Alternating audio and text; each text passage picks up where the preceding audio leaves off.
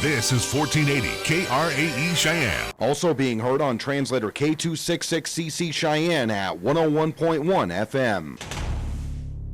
What you are about to hear is a sports talk radio show unlike any other that has ever before been broadcast in the capital city of Cheyenne, Wyoming, USA. This is Cheyenne, Wyoming's Sports Talk Authority. The Wyoming Cowboys, the Denver Broncos, the Colorado Rockies, and the Denver Nuggets. The show is local, it's regional, and yes, the show is national as well. Wyoming Sports Talk Today is on the air.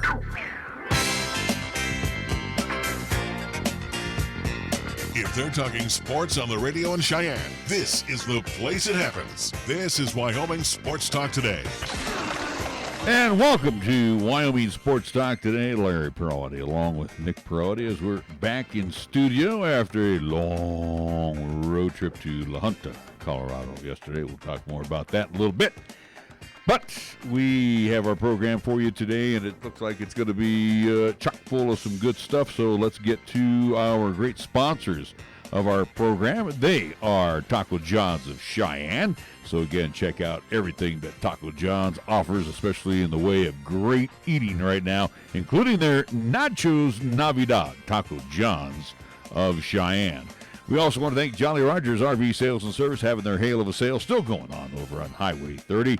Jayco fans, yes, you will find some awesome RVs, fifth wheels, and travel trailers, and you're going to find some even special deals going on today.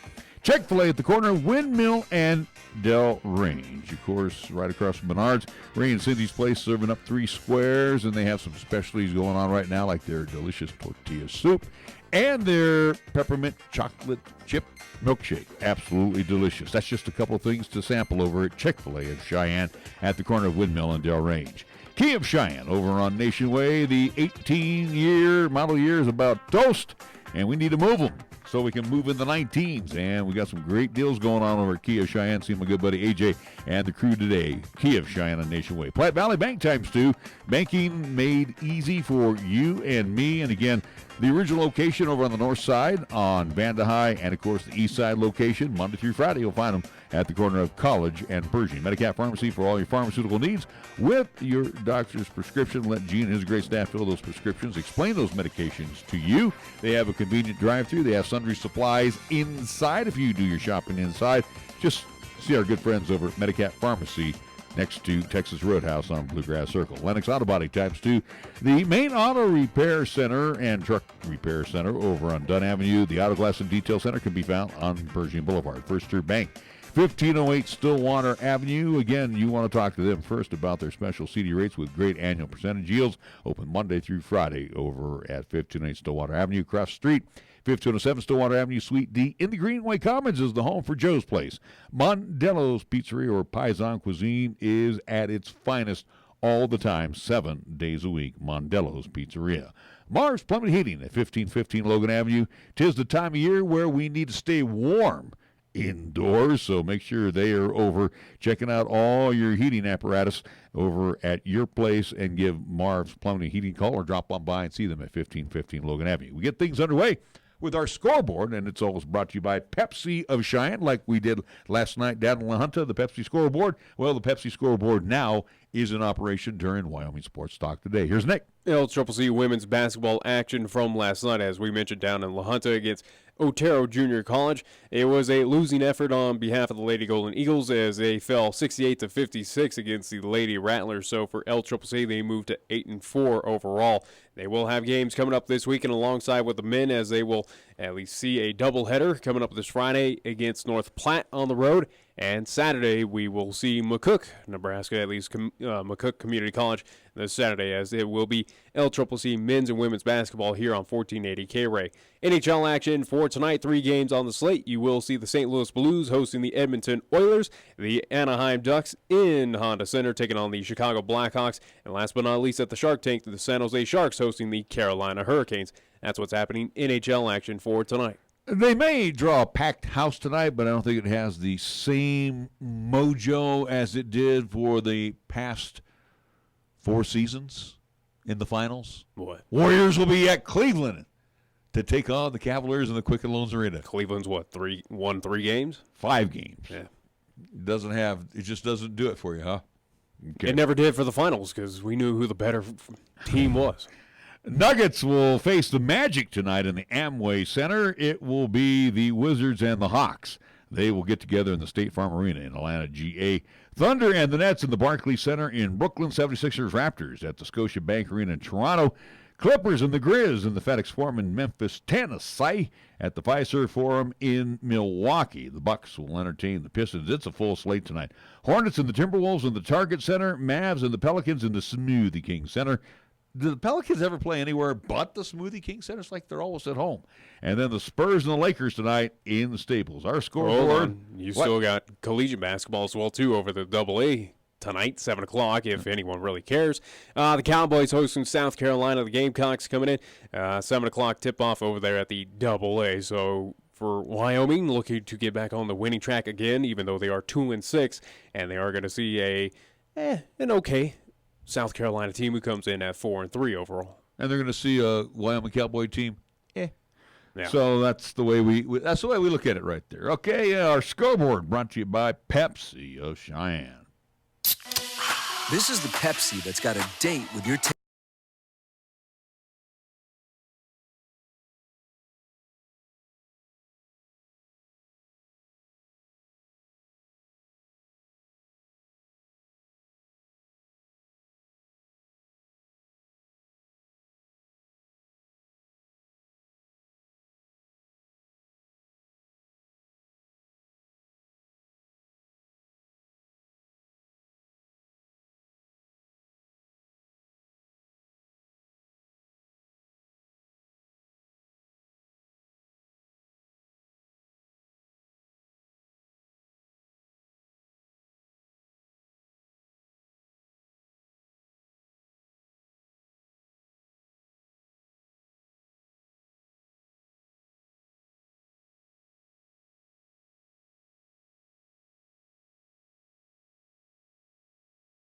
time for you by listening, answering your questions, and explaining your prescriptions. Medicap Pharmacy will always make time for you. Medicap Pharmacy, 1947 Bluegrass Circle, next to Texas Roadhouse in Cheyenne. Or call 635-3712. Due to our stormy season this summer, Jolly Rogers RV Sales and Service is offering you a hail of a deal on a wide variety of travel trailers, including toy haulers. Get up to an additional 50% off MSRP on Jolly Rogers' already low prices. Check out their new and used inventory. Damaged or not, you can still travel in style. Call Jolly Rogers RV Sales and Service today, your exclusive Jayco dealer, at 634-8457. See them at 6102 U.S. Highway 30 or go to JollyRogersRV.com.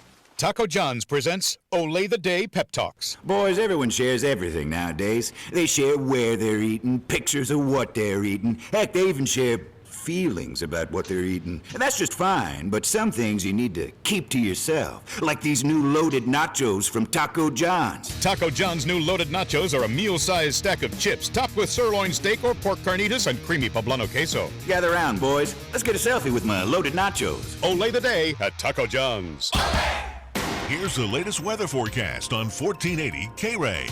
For today, it'll be mostly cloudy with highs around 35 and winds out of the west at 10 to 15. If it's tonight, it'll be cloudy with snow likely with lows around 9. On Thursday, it'll be mostly cloudy with highs around 23. And on Thursday night, it'll continue to be mostly cloudy with lows around 7. Fat, lazy, and stupid is no way to conduct a sports talk radio show.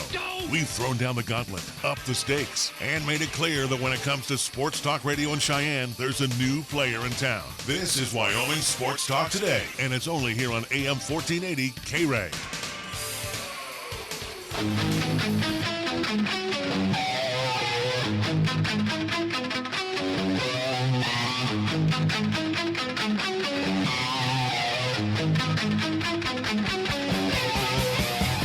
Welcome to Wyoming Sports Talk Today. It is a Wednesday as we're halfway home to the weekend. Coming back after doing a doubleheader. Oh, we just did one game last night in La Junta, huh? It felt like two. Felt like, yeah, just a 4.5-hour drive to La Junta. Took forever and coming back. Anyway, we did some JUCO hoops. Now we get a chance to talk high school hoops, and we get to talk to longtime coach here in Cheyenne. Today is Rustley Horsley. Today is Cheyenne East Day. That's right. And we get to talk to the new boys basketball coach over at Cheyenne East, again, after a lengthy stint as the ladies head coach. And I guess, Rusty, how's the transition been from moving from the ladies to the guys? Well, it's been good. The boys are working real hard. I still miss my girls because we're with them for so long. But it's been real enjoyable working with the boys, and there's a lot of good kids, and they're working hard, and they got some adjustments to make too. So it's been kind of fun. Rusty, we're going to have Eric on here right after you, as we'll chat with him as he's now taken over the reins of your former position. And again, he was on the bench with you for many years. Does he still look to you for that mentorship a little bit as he gets ready to take over the varsity level basketball position?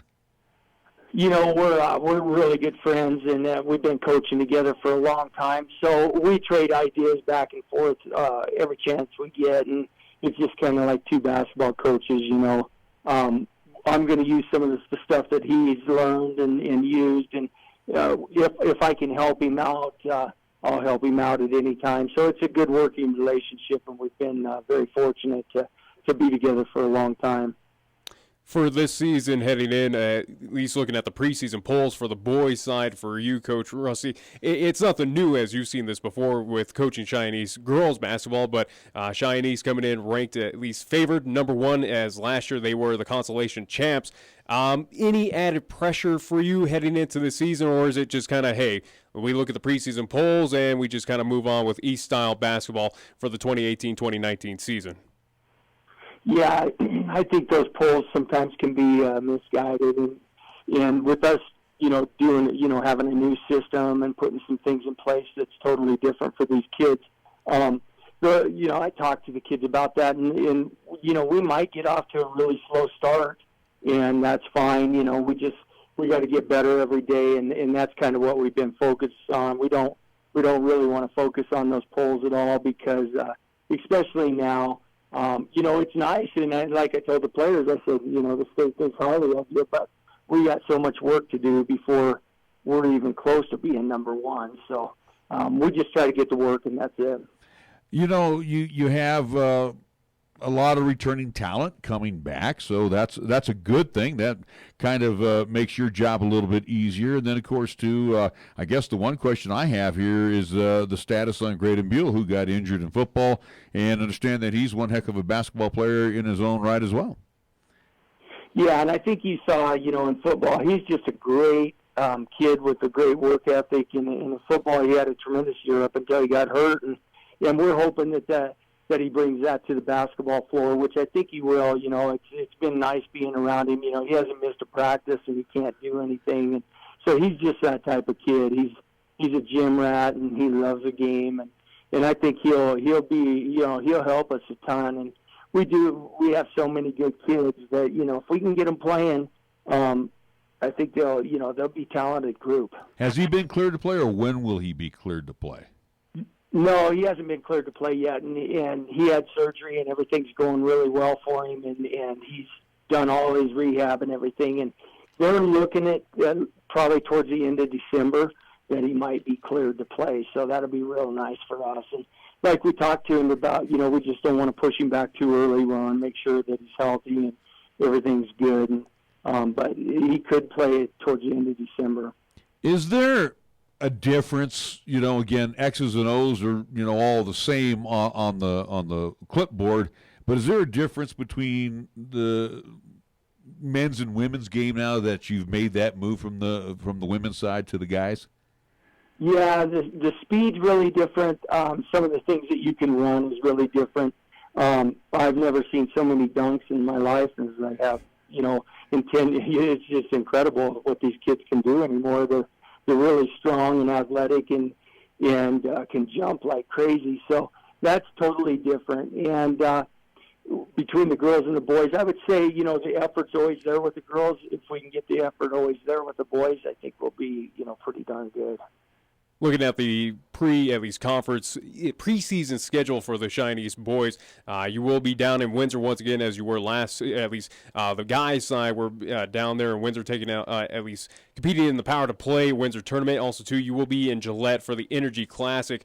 For these two preseason tournaments, also too competing in the Taco John's Invite, obviously, but for Gillette and the Power to Play tournament, what are you looking to get out of those tournaments here in the preseason? I think it's going to be, those two tournaments are going to be excellent for us to have early, because if you take a second off of the floor with those teams in both those tournaments, they're going to make you pay. And that's kind of where we got to get to is our efforts got to be good 100% of the time. And with the teams that we're playing in both those tournaments, if it's not good 100% of the time, they're going to run you right out of the gym. So I think those tournaments are we're very fortunate to get in the Energy Classic this year, and Windsor is always a good tournament. The floor is a little bit small in Windsor, so, offensively that'll be kind of tricky, but I think both tournaments are going to be great for us, and we just want to work to get better every game. Rusty, you don't have to worry about changing foes, so to speak, in the new quadrant system. Of course, you have Central and South, along with Laramie joining Cheyenne East. And then, of course, you get the northern foes, Thunder Basin, Gillette, Sheridan, and Natrona. So not much is really changing in the way you'll prepare for the season. But, again, size up our quadrant as we move on through the course of the season. Well, I think our conference is going to be extremely tough, so we're going to have to, be ready to play in March, because 4 of those 8 teams go to state. So we're going to continually work to get better until March, and then we're going to give it all we got in March and at regionals and see how that thing works out. But with the conference the way it is, there's a lot of good teams in that. So is the emphasis for you on the team is we got to get out there and, again, it's going to be very hard to run the table. Like I said, the last coach I remember doing that was Coach Dwayne Cook in Cheyenne Central so many years ago. But, is the emphasis is like you got to win every night? Or, what is the thought process behind you and your squad this year? Well, we're going to take, when we're playing in the conference season, we'll take all those games very serious, because that's going to seed you for regionals, and you want to get a good seed there. So we're going to take, what we're really going to focus on is the home games too. We want to make sure, we protect our gym, and every night you're going to have to be ready to play, and we're going to have to get better with that as far as effort and attitude and all that right away. So, this preseason will be very important for us to kind of focus up on that and find out, what teams are like, what they're going to do, and we're going to have to be very focused in the conference season. Do want to at least keep on that theme of defending at least your home gym there at the Thunderdome. Not going to have a whole lot of opportunities this season, especially once we get into the quadrant conference at least action. Most of the time will be spent at Story Gym. When we talk with Tag Lane, Central head coach, on Monday, he had an interesting spin on Story Gym of, hey, it kind of prepares this team for at least that postseason action for regionals, and also, too, for state, to kind of get those mentalities kind of focused on that neutral site, so to speak. What's kind of your opinion of playing these rivalry games with South, with Central, at a neutral site of Story Gym? I think it's a good thing, because we're going to play every regional at Story Gym, too. So this year we're hosting regionals, so it's important for us to get a lot of time there. With regionals being so important as far as state placement and what seed you're going to go at state and everything like that, it's very important for us to play at Story as much as possible. So, we're fortunate we get a lot of time there. I think it's being a historic gym like it is, I think it's fun for the kids. It's just a great atmosphere for them, and it does kind of get the kids ready for regionals and state with big crowds. And I think Nick made a good point, too. You've been through rivalry games with the Centrals and the South, and of course too over the hill in Laramie. Now you're in that quadrant, but you've known Tag for a long time, and of course you replacing Jeff, who's moved over to Cheyenne South. But again, do you feel like you're part of that fraternity now of coaches here, especially in Cheyenne as well as in the southern quadrant for this season? Yeah, we all know each other really well, and we've coached with each other and coached against each other for a long time. So we know each other real well, and it's kind of nice having that time to visit with the coaches beforehand. And it's always fun talking with Tag and Jeff and seeing what they're going through and seeing what we go through, and kind of makes you feel better because everybody pretty much goes through the same thing. So as a coaching staff, when you're able to talk to those guys and get some reinforcement, and sometimes you get ideas out of them too, and I doubt they get any ideas from me, but it's just kind of nice to bounce things off each other. Final thought here as we let you go, and again, we appreciate you dropping on by via phone, talking with us. As I've talked to you in the past, basketball has been an all-year thing now, especially when you're on the ladies' side. Guys, they've got baseball, they got football. I guess how did you get your squad assembled during the off season, so to speak? We did pretty good. Not as good as I'd like. And we've talked about that. We have to have the kids here. They have to buy into being together for a majority part of the time in order to really create that team atmosphere. And when your buddy next to you is working just as hard as you do in the off season, that creates a lot more bonding with the whole team. And so we need to get that. This summer was good, but I think it could get a lot better. And the girls, I think we had them so long that everybody had bought in, and with being a new system, with being the first year, I think we kind of had some rough times there. And I think in the future, though, I think it's going to get better and better as we go along. Well, we want to thank you, Rusty Horsley, the new head coach at Cheyenne East. That'd be on the boys' side. He's not new around the halls there. And again, we wish you all the best, and we'll catch up with you throughout the course of the season, Coach. Really appreciate you having me on. Thanks a lot. All righty, Rusty Horsley joining us here on 1480 KRAE, Wyoming Sports Talk today. We need to take a break. We'll be right back. When you say Mondello Pizzeria, think authentic Italian. When you say Mondello Pizzeria, think made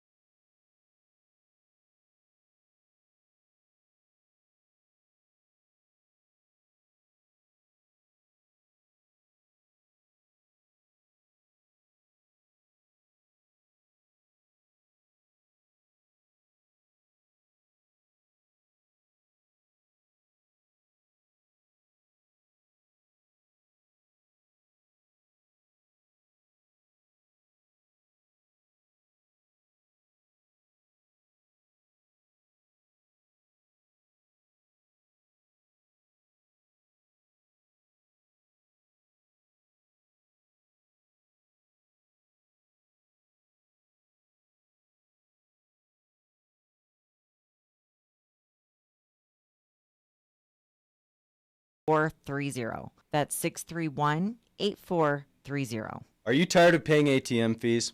Hi, this is Rick Flood, president of Platte Valley Bank in Cheyenne. Use your Platte Valley Bank ATM or Visa debit card at any ATM anywhere. We won't charge you a fee on our end, and we'll reimburse any fee you incur at any other ATM. That's right, no ATM fees at Platte Valley Bank. How about that? Platte Valley Bank, 3310 North College Drive and 421 Van High Avenue, or pvbank.com. Member FDIC, Equal Housing Lender. You can count on Platte Valley Bank. Community banking for you. We're taking Cheyenne, Wyoming Sports Talk Radio to a whole new level. This is Wyoming Sports Talk Today. Don't look at me. I think these people are completely nuts. Stop this crazy thing! And it's only here on AM 1480 KRAE.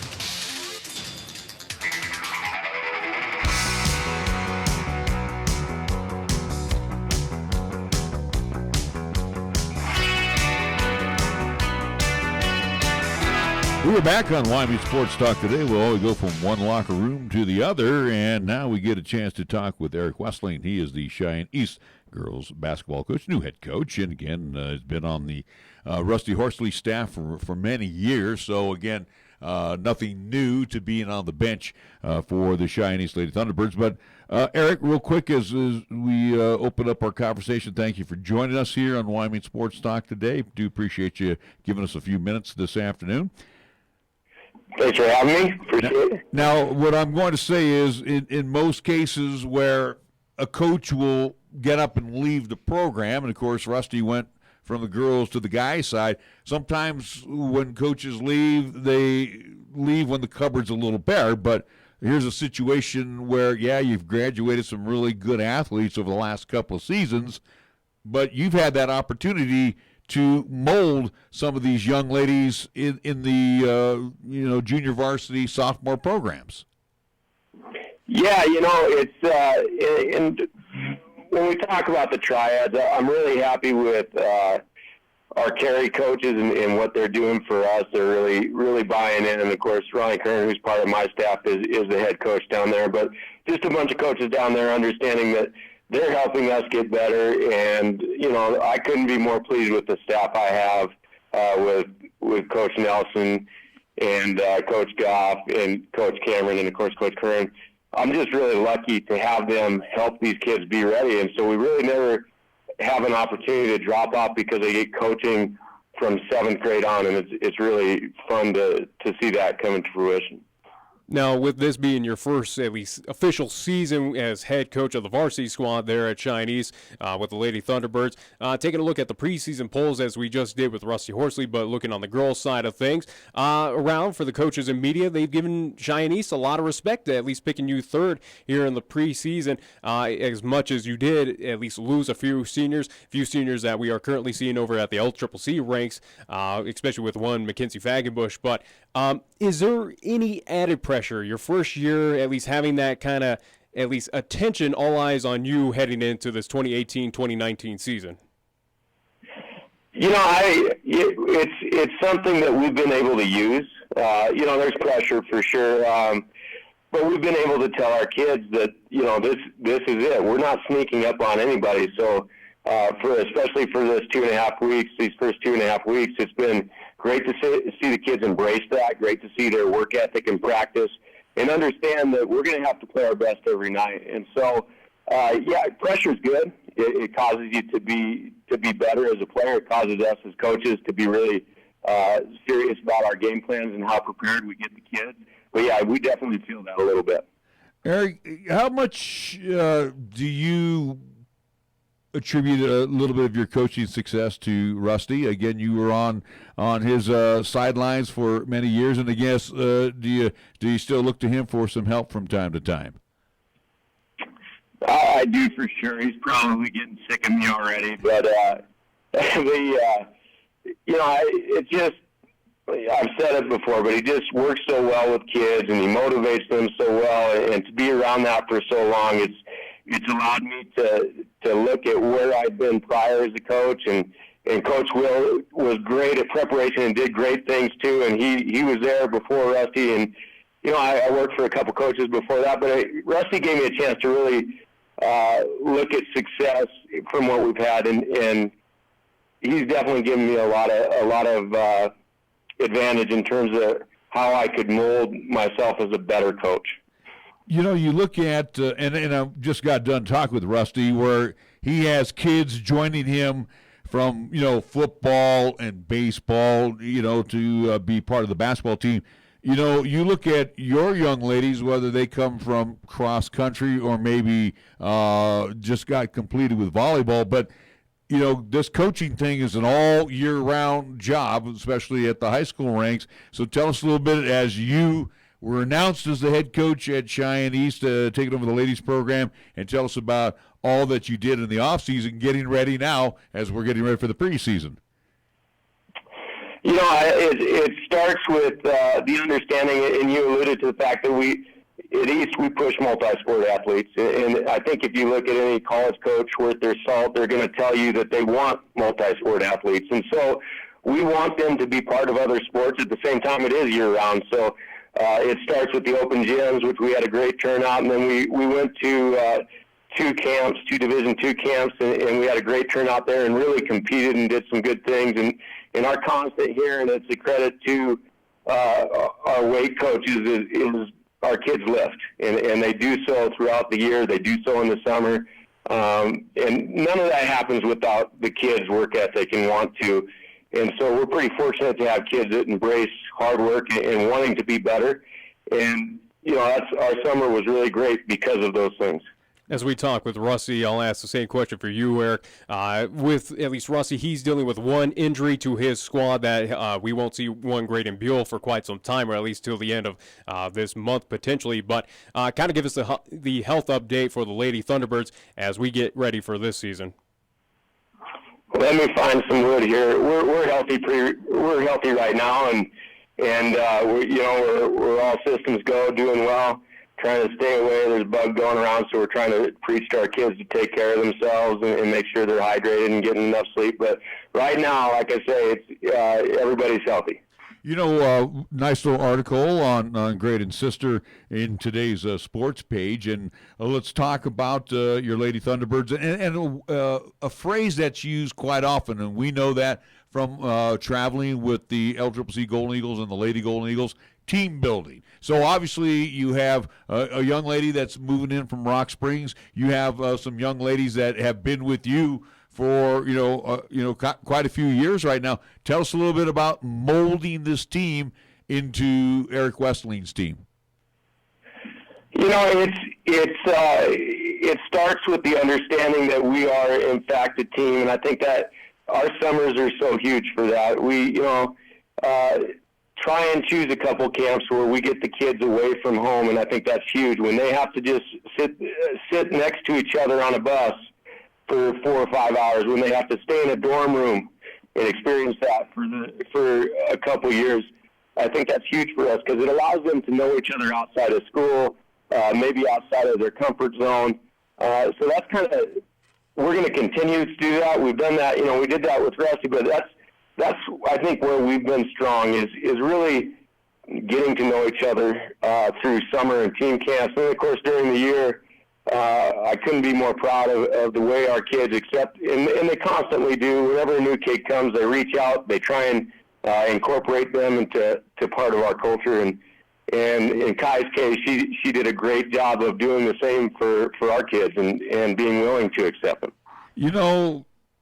Over this, this century, the start of this century, and a lot of the years that I had a chance to cover the Lady Thunderbirds, it almost seems like every enemy gym that you step into, you've got that bullseye on the uniform of Cheyenne East. And of course, we know the Campbell counties of the world have always been a prolific basketball program. Now they split into two with Thunder Basin, so we're going to say the Gillette area times 2 now. But right after that, it's you and Natrona. I mean, you've been through these wars as an assistant under Rusty. Are you ready to go into these enemy gyms and knowing every time you step foot that there's going to be somebody gunning for you?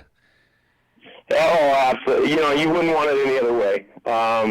If you do have a bullseye on your back, that's the product of success, and that's the product of a lot of hard work from kids before you, coaches before you, a school and a community that supported you.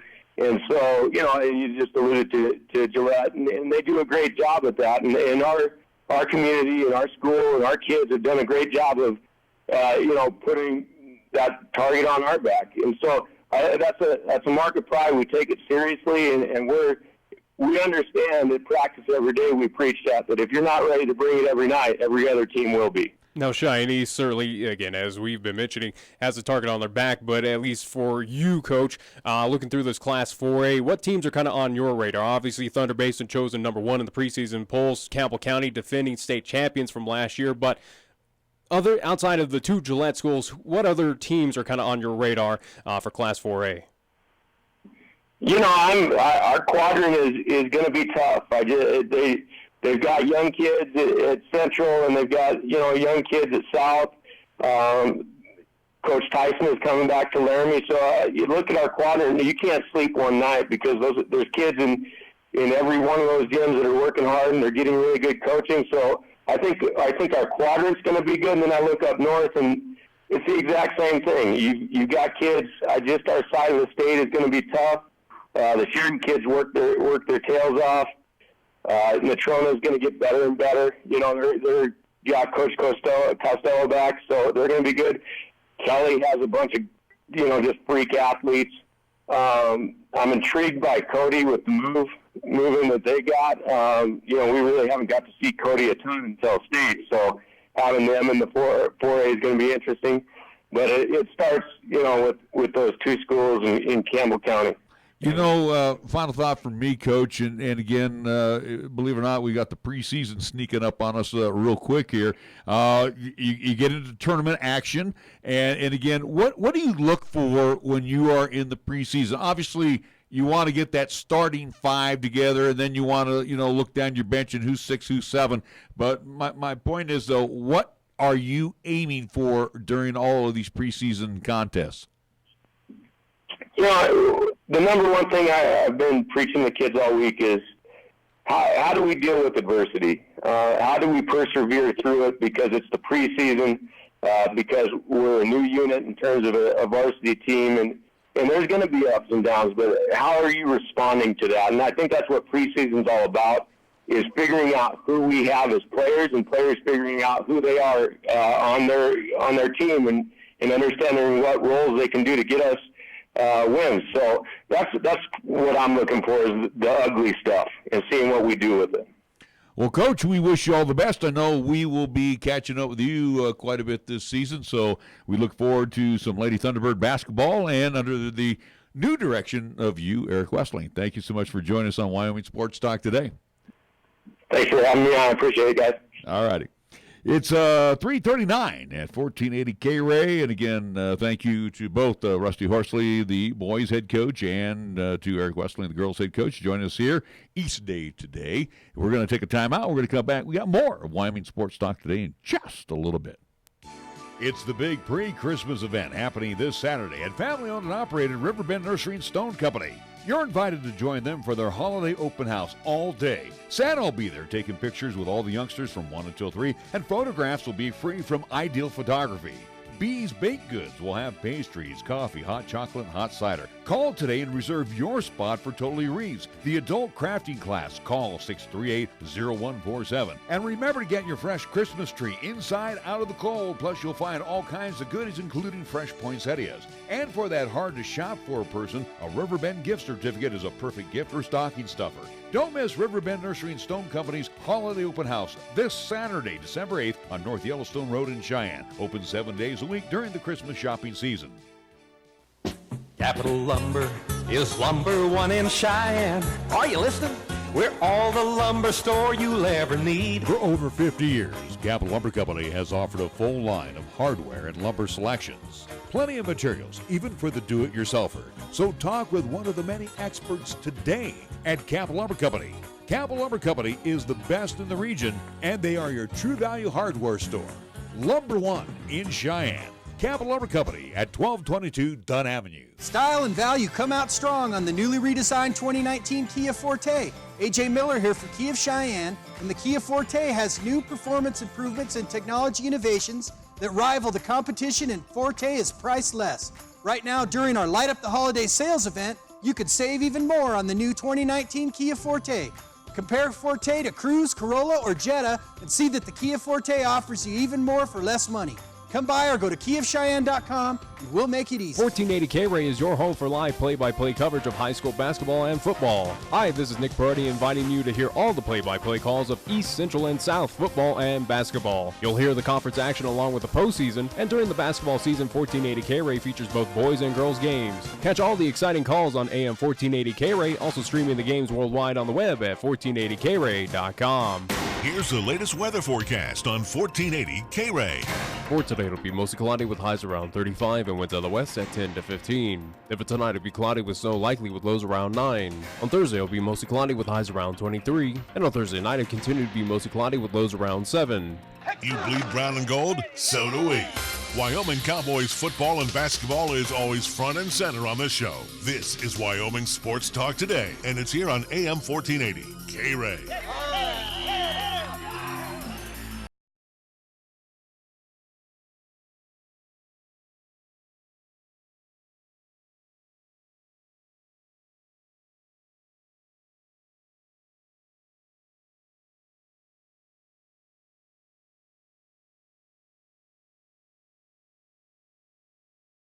I may have to work for the rest of my life. We're working on the weekend this weekend, as we'll be busy with LCCC men's and women's basketball. Friday and Saturday. Friday, it will be 4:30 and 6:30 with women up first, men up second at North Platte.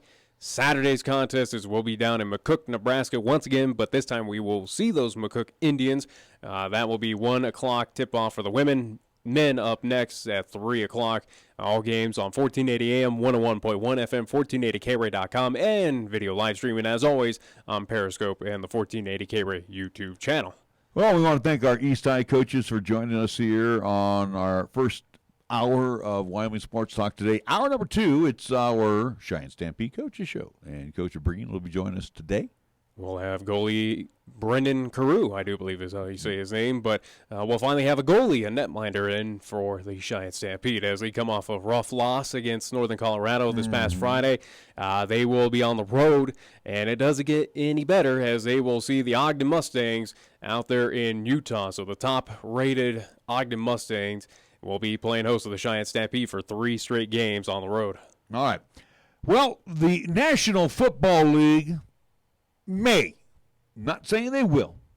I think they may have some competition. Now, again, we haven't got times or dates. Well, you have a date of 2020. You got a year. You don't have a date. You don't have a fall, August, September. Everything is indicating that it might be fall. I think it's perfect time. Excuse my itches. Anyway, Vince McMahon has announced teams that will be. Well, Vince didn't announce it. It was more commissioner. It is his league. Well, the XFL. It wasn't Vince coming out and addressing. It was the commissioner of the XFL coming out and addressing, at least naming 8 cities, 8 venues that the XFL will be competing in for its inaugural season, as it did well back in the day, around 2000, 2001 for the old XFL. But again, coming back, at least announcing 8 major cities of where the XFL will be competing in come 2020. And if you take a look at today's National Football League, and you only have to do is look in the stadiums right now. And again, teams are out of it. Yeah, fan support is going to be weaker. Again, but now, I can tell you of how many tickets were available to go see the 49ers and Broncos. There were tons available for cheap prices that people are trying to get rid of. And you think Bronco fans would eat them up and, make that trip over to But Broncos are kind of a 500 team as well. But they got the better shot at the playoffs. Well, at least between those two, do they have a shot at the playoffs? Only time will tell. Well, I still don't think so. They got a very good possibility of being 7-6 this weekend. And we could get in. Well, the Broncos right now, they're hurting right now.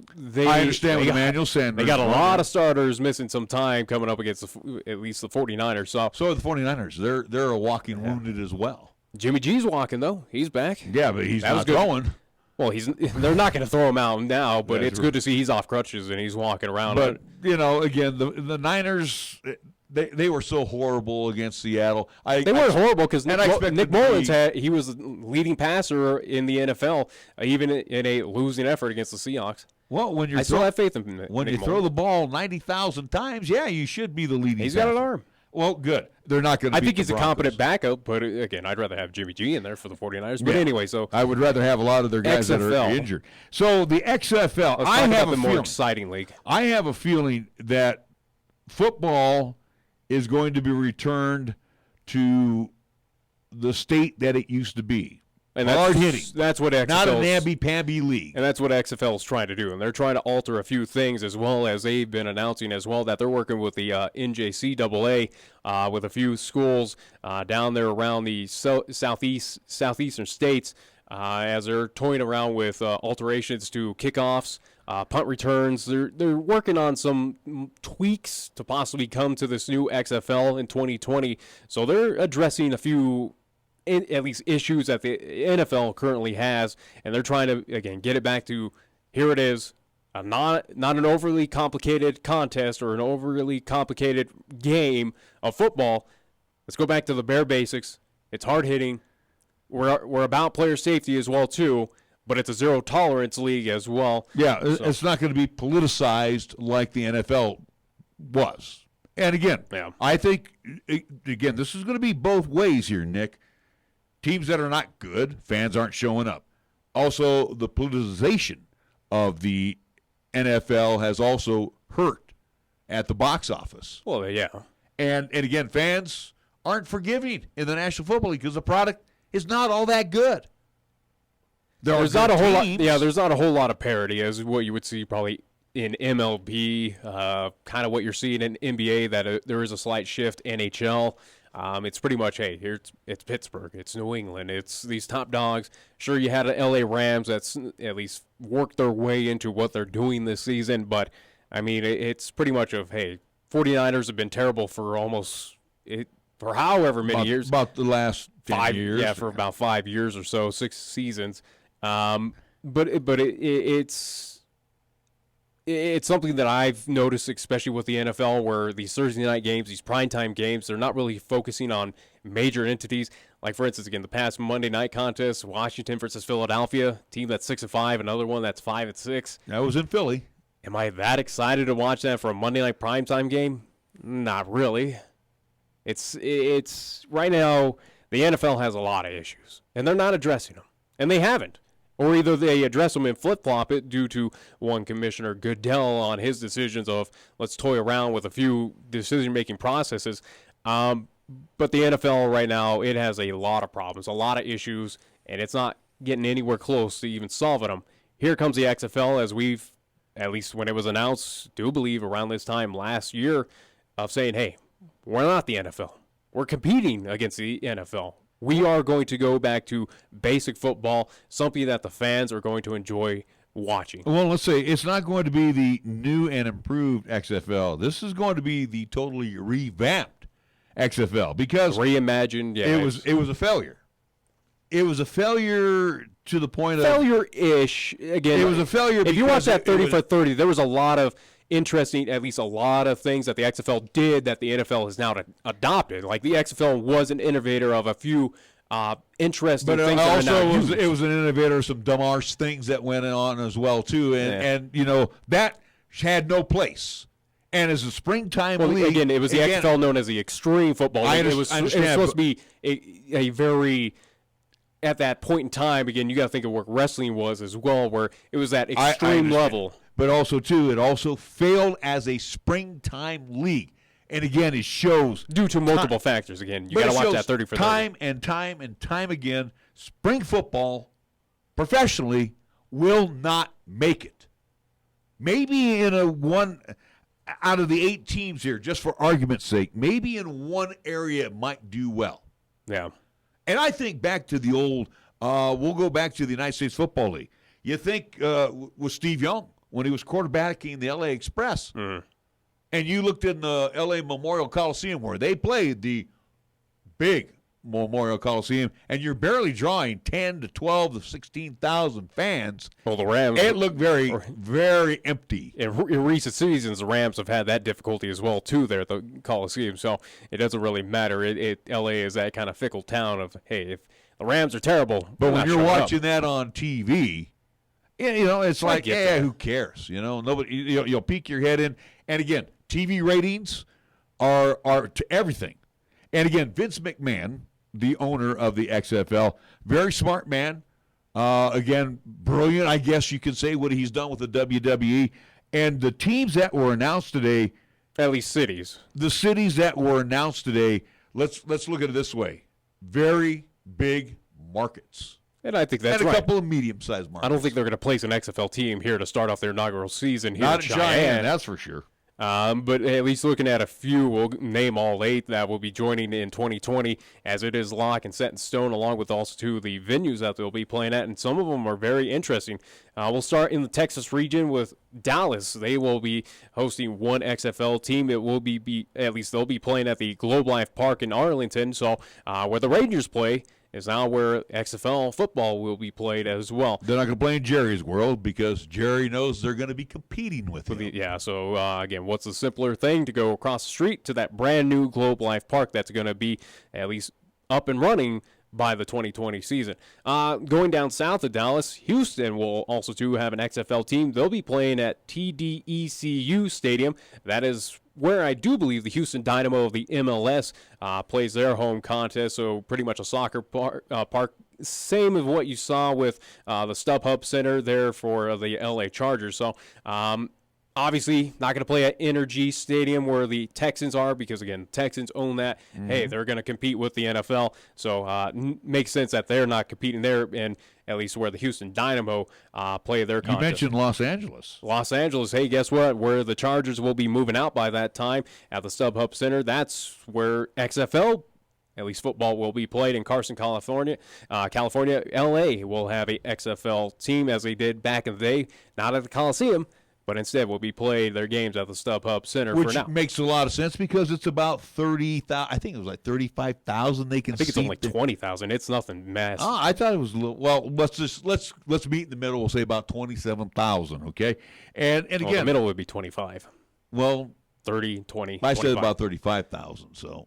But anyway, point is, they should be able to sell those seats. And really, if you've watched the Chargers play, those are pretty good seats there at StubHub. Yeah. Moving on, at least this is kind of out of the West. We'll move out east. This was a no-brainer as it was announced at MetLife Stadium, but New York City will be getting an XFL team, and those games will be played at MetLife Stadium. So there's one NFL ballpark that XFL will now be competing in. That may host 3 teams now, the Jets and the Giants. Well, it will. Yeah, again, it is announced that these games we don't know if this is a fall league yet, but we're assuming. Splitting time, yeah. If it is a fall, it will be splitting time between the Jets, the Giants, and now this XFL New York team. So it'll be interesting to see. So that's team number 4. Moving back out west to the Pacific Northwest, Seattle will be getting an XFL team. They will be playing where the Seahawks play at CenturyLink Field. So that's NFL Stadium number 2 that the XFL will be invading in 2020. So Seattle, they're at least pretty excited, especially with all these announcements recently. As we're getting close to the top of the hour, might as well get into it. Mention Seattle announced, at least the NHL announced that Seattle will get the 32nd franchise in NHL history, as Seattle now will be playing NHL there at the brand new Key Arena when it is up and running, which should be around the 2020 season, at least for Seattle NHL. That franchise will be getting underway in the year 2021, and that was announced. Moving on to XFL team number 6, St. Louis. St. Louis will get football action, and it will be played where the Rams used to play at the Dome. At least now it's known as the Dome at America Center there in St. Louis, Missouri. So those fans who have been dying for football after the Rams kind of took tail and moved on out, at least out west to the L.A. region, St. Louis, now you get some football action once again. And you got the Midwest now included. Because, again, what you're now. Well, you have 3 teams in the Midwest. Well, you got South more than anything, Dallas and Houston. There's but, L.A., West, Seattle, Northwest, you've got your next portion is going to be extreme southeast. And that will be Tampa Bay. So Tampa Bay, Florida will be city number 7 for the XFL. They will be playing at Raymond James Stadium. So that will be NFL Stadium number 3 for the XFL that they will invade, home to the Tampa Bay Buccaneers. So Tampa Bay will be your extreme southeast team for the XFL in 2020. And to wrap things up at team number 8 will be in the capital of the U.S., Washington, D.C. This will not be played, however, at FedEx Field, because that's owned by Daniel Snyder, who owns the Redskins. Instead, it will be played at Audi Field. Do not know Washington, D.C.'s MLS team, but again, another soccer stadium that the XFL will be competing in. So Dallas, Houston, L.A., New York, Seattle, St. Louis, Tampa Bay, and Washington, D.C. are your 8 teams that will be in the XFL in 2020. So, again, you hit your major markets. Only one's different, at least missing possibly, and who knows what happened, but Chicago, one notably of a major market, and then also, too, did not return where the XFL started back in 2001 Las Vegas. There is no Las Vegas on that list. So interesting that they did not return to Sam Boyd Stadium, since that will be vacant by that time, since UNLV will be at the brand new stadium there on the Strip. So there you go. The XFL will be kicking off again 2020. It's almost here. And it will be either a springtime, which if they do a springtime league, it will fail. And I think they're trying all they can to not. So far, what I've been reading into and how things are at least kind of trickling on out about the XFL is that McMahon and this organization has inquired amongst, especially Raymond James Stadium, MetLife, along with also StubHub, CenturyLink Field, of if availability in the fall is a possibility for the XFL. And it's sounding like, it hasn't been announced, but it's sounding like they are going to go head-to-head with the NFL. Because, again, the NFL does not listen. Clearly. They do not hear the outcry of fans. They haven't done it for quite some time. No. And, again, they are their own little country club. And I think that's where McMahon and the XFL have kind of, at least making that decision last year of going, hey, let's revitalize this. I think it's something that they notice, they realize, hey, let's get the pulse of the nation, pulse of these fans. They're not liking the product. All right, we'll do it our way. We'll do it better. We'll do it bigger. As, again, what McMahon has been known to do, especially in the wrestling world, hey, we'll take our entity and give you what you want, essentially. And you're looking at cities here, Dallas, Houston, Los Angeles, New York, Seattle, St. Louis, Tampa Bay, Washington, D.C., all cities that will be able to support a football franchise. Now, Washington has been in bed with the Redskins through good, bad, and ugly times. So that might be the only question mark. Again, the Redskins have their own political fiasco with the naming. I know, but I'm just saying saying this might be your only question mark team.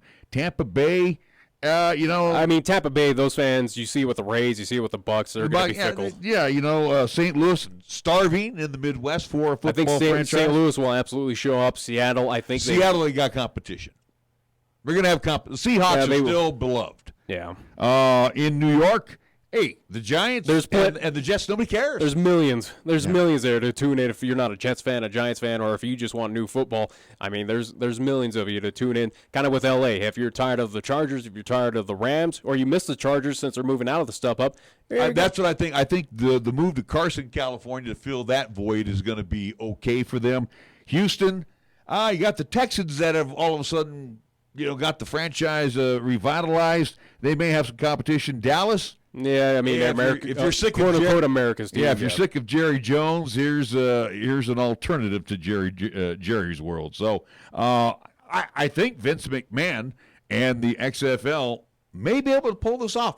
And again, if they go fall, that is their best bet. I really believe they will have a better shot at drawing more attendance. And again, if it's going to be stupid like XFL 1, no, again, they've learned from their past mistakes, and they've addressed it of saying it's not the old XFL, it's the new XFL. It's different, it's reimagined, it's football at its core. All right, coming up in the second hour, again, as we mentioned, as we're right at the top of the hour, we will have our Stampede coaches show for today. I do believe we also have Vance Joseph at a press conference. Yeah, as he previews, at least recapping the win from this past weekend, but also, too, looking forward to the road trip out, or at least the flight out to Santa Clara to see the San Francisco 49ers coming up this Sunday. All right, we will be back with hour number 2 after these words on 1480 KRAE. This is 1480 KRAE Cheyenne. What you are about to hear is a sports talk radio show unlike any other that has ever before been broadcast in the capital city of Cheyenne, Wyoming, USA. This is Cheyenne, Wyoming's Sports Talk Authority. The Wyoming Cowboys, the Denver Broncos, the Colorado Rockies, and the Denver Nuggets. The show is local, it's regional, and yes, the show is national as well. Wyoming Sports Talk Today is on the air.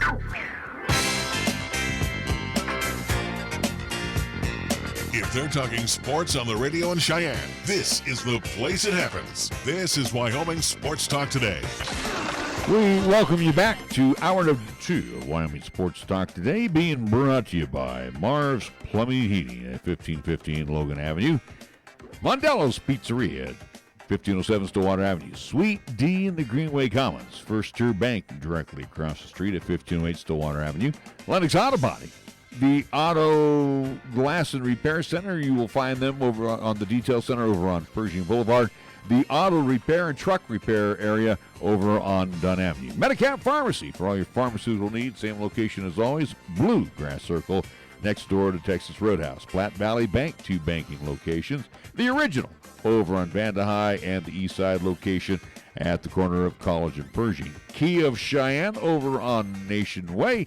Chick-fil-A at the corner of Windmill and Del Range, directly across from Menards, with 2 convenient drive-thrus. Oh, by the way, Jolly Rogers RV Sales and Service on Highway 30 and Taco John's of Cheyenne.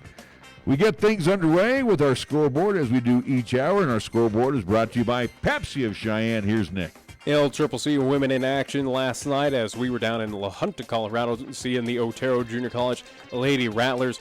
Well, it was a contest in favor of the Lady Rattlers as they won 68-56. So for LCCC, after last night's loss, they moved to 8-4 overall. And again, as we mentioned beforehand, we will see the Lady Golden Eagles coming up this weekend, Friday and Saturday, along with the men, as they will take on North Platte this Friday, and McCook Community College this Saturday.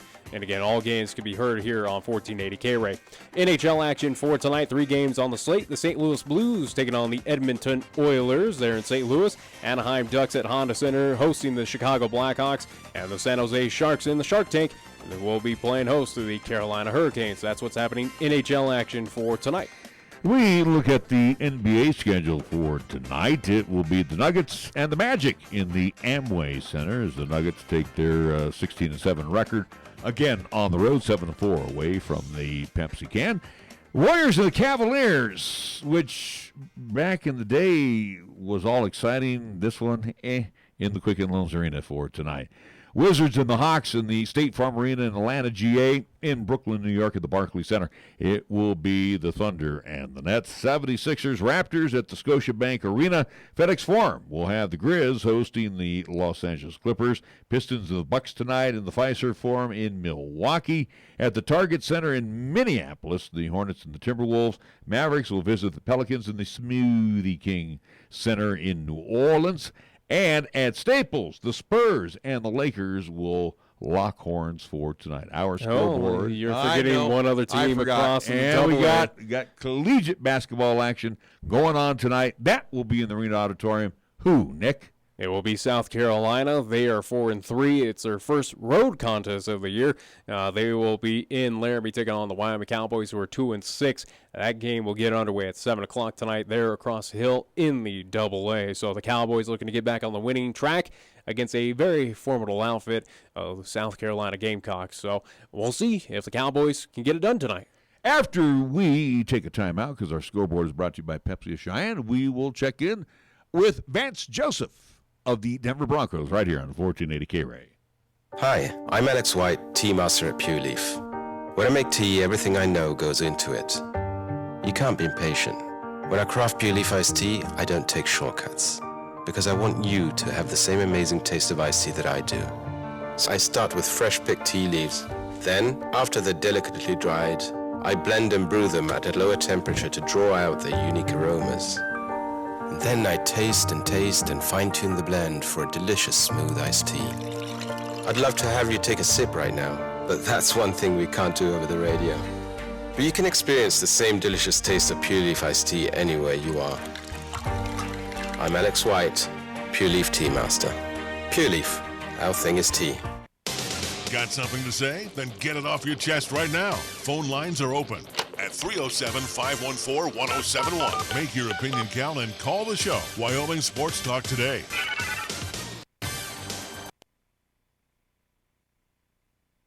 We'll start with an injury update. Derrick Wolf is day-to-day with a small tear in the rib cartilage. He'll be fine, hopefully. Josie Drew has a mild high ankle sprain. He's also day-to-day.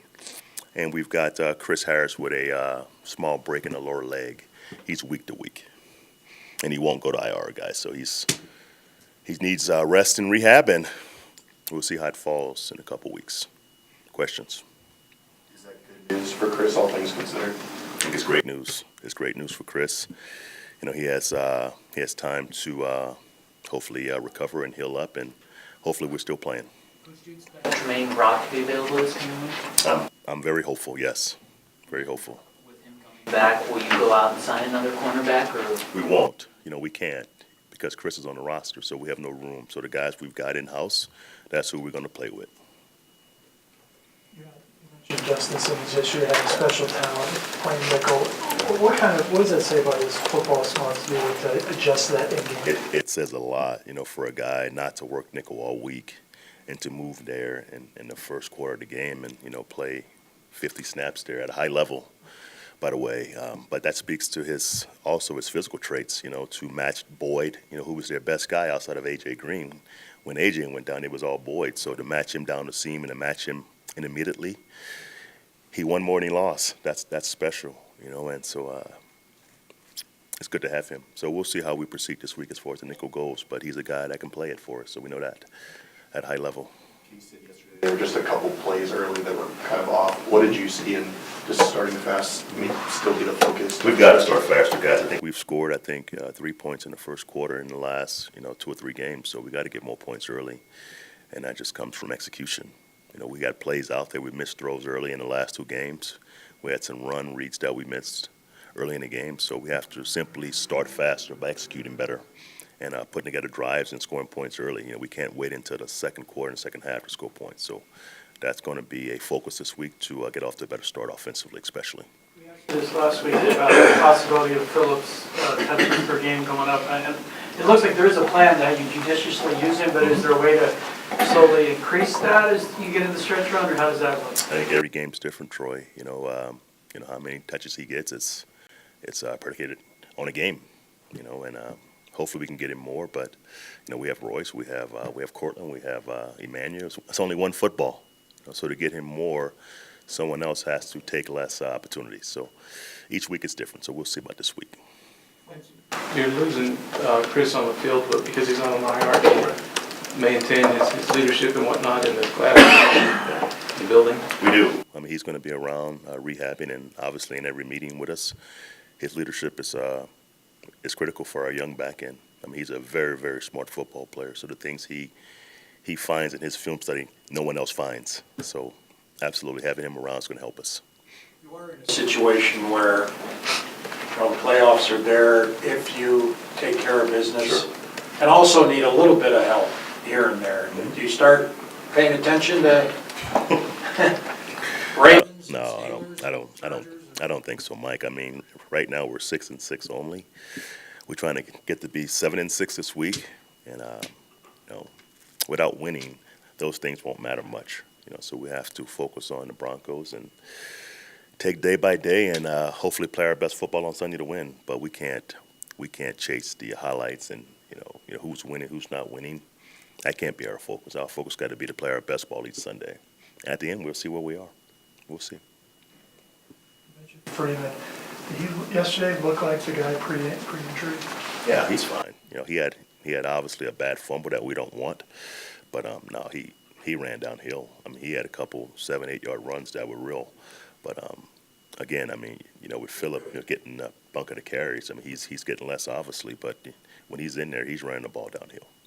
You think Brandon Marshall comes back this week?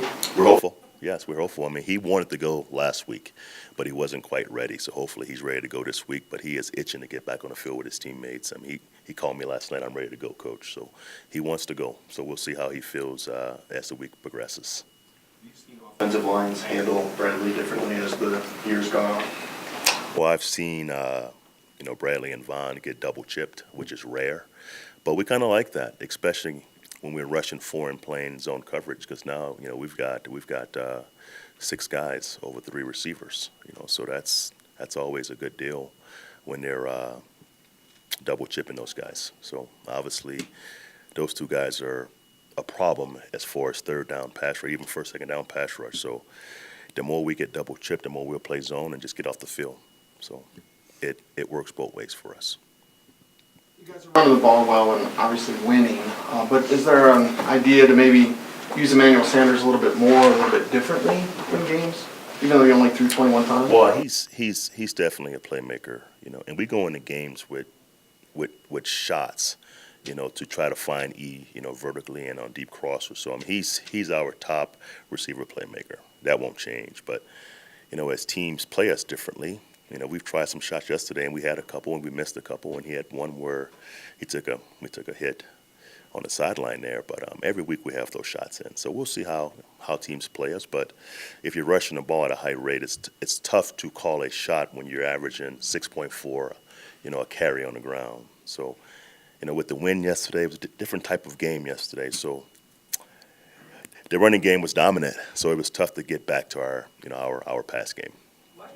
Been better, and in particular Garrett over these last 3 weeks. What have you seen from him? I think Garrett's just playing really good football. Obviously, the coaching is really, really good in that room between Chris and Sean. I mean, that group's well coached. We have great depth.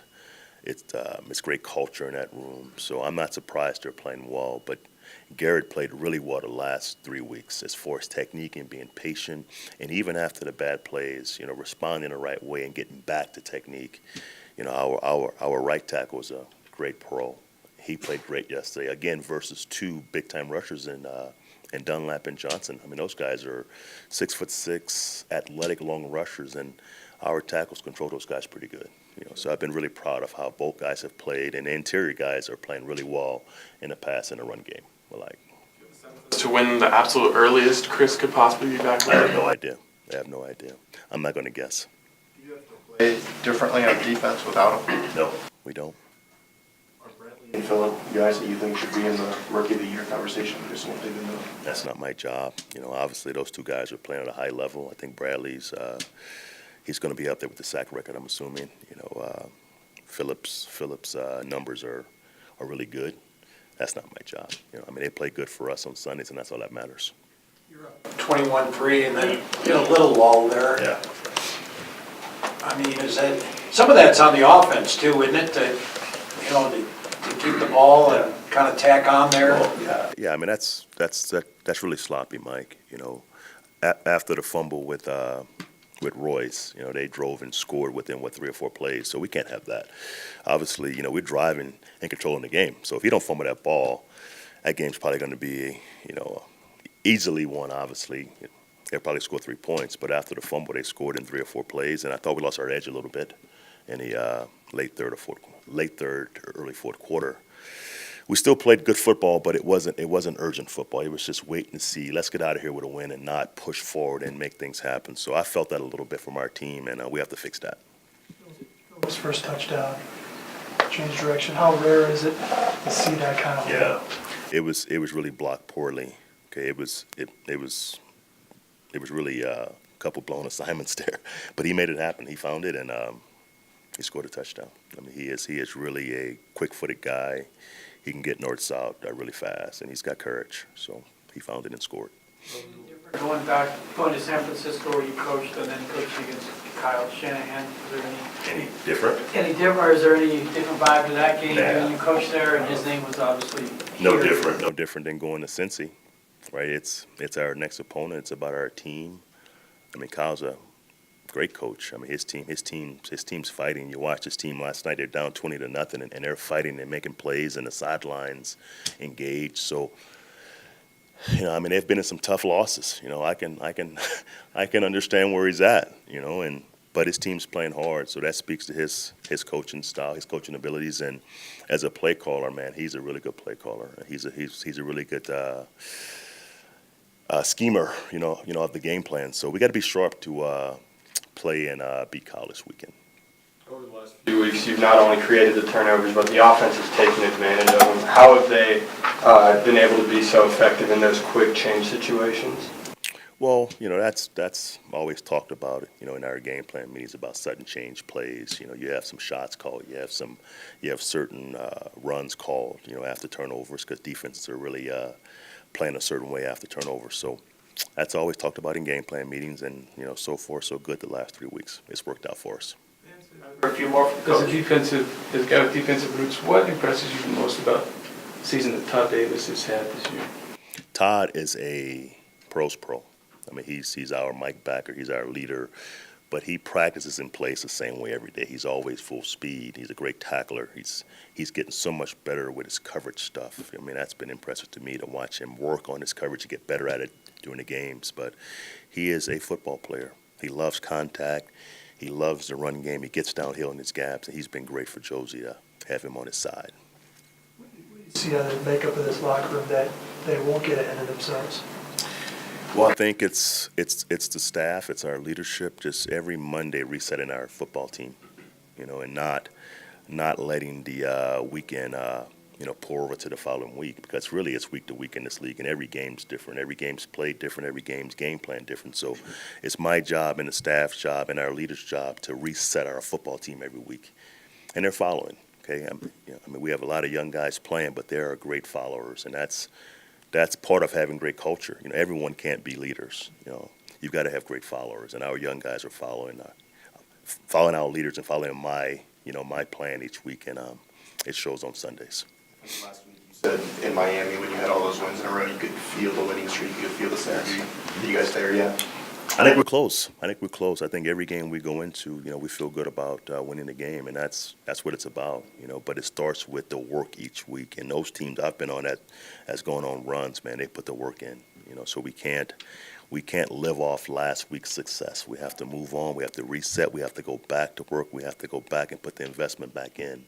So when things get tough on Sundays, you don't just give it away. When the investment's heavy, teams fight. Teams do fight. How do you reset, and what's the message on Monday mornings? Well, it's simple. It really is. You go back to small focus. Small focus with big picture awareness. We know what's out there. And what's being said now, but we can't fall for that. We have to go back to work and have our best week of work that we've had all year, and play our best football every Sunday. So it's really about our team just simply going back to work each week to play our best football we can on Sundays. Thank you guys. Enjoy. A time machine each Monday through Thursday for the golden age of radio, featuring famous radio classics such as Jack Armstrong and Suspense Theater, along with pioneers in the entertainment industry like Bob Hope and Abbott and Costello, along with many other performers who've captured our ears many, many years ago. Join us for the golden age of radio Monday through Thursday, 8 until 10 p.m. on 1480 KRAE, also 101.1 FM, and you can also stream all of our programming on 1480KRAE.com. Nestled on the outskirts of Cheyenne, you'll find a relaxing environment that truly captures Cheyenne's culture and is just minutes away from the heart of downtown. We include a complimentary hot American breakfast daily, as well as an all-day coffee bar and the most hospitable staff in the West. You're certain to stay at the best home away from home and be welcomed with a warm Otis Spunkmeyer cookie. Whatever your pleasure, we're here to make your stay absolutely perfect. Make sure you're staying at the Best Western Plus Frontier Inn, located off I-80, exit 367. The big year-end event is on now at family-owned and operated Terrell Honda during their annual Happy Honda Days. This extravaganza has many special offers, including low financing and the most attractive lease programs offered by Honda on their entire fleet. So stop in for a test drive at Terrell Honda and check out the all-new 2019s that have arrived. Plus, you'll find some select 2018 Hondas that need a new home today. Under the tree or with a big bow in the driveway, don't miss Happy Honda Days going on now at Terrell Honda, 1919 Westland Road, Motor City, Cheyenne, or go online to TerrellHonda.com.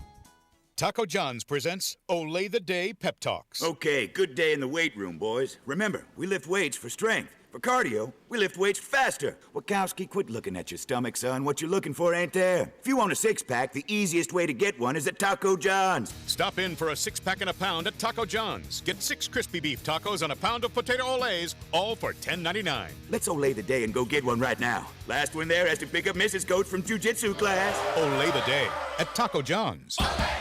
Here's the latest weather forecast on 1480 KRAE. For today, it'll be mostly cloudy with highs around 35 and winds out of the west at 10 to 15. For tonight, it'll be cloudy with snow likely with lows around 9. On Thursday, it'll be mostly cloudy with highs around 23. And on Thursday night, it'll continue to be mostly cloudy with lows around 7. Here the season never ends. From Wyoming sports to the Broncos in Denver. From Rockies baseball to talking hoops with Nuggets basketball. Local, regional, and national. This is Wyoming Sports Talk Today, right here on AM 1480 KRAE.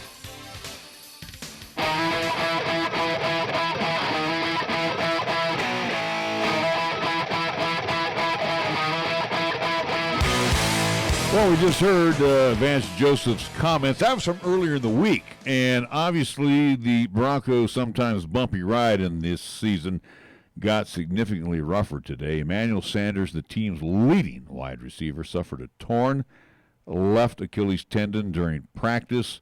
Broncos coach Vance Joseph said after the workout that Sanders was being sent for an MRI. Test results confirmed the Broncos' fears.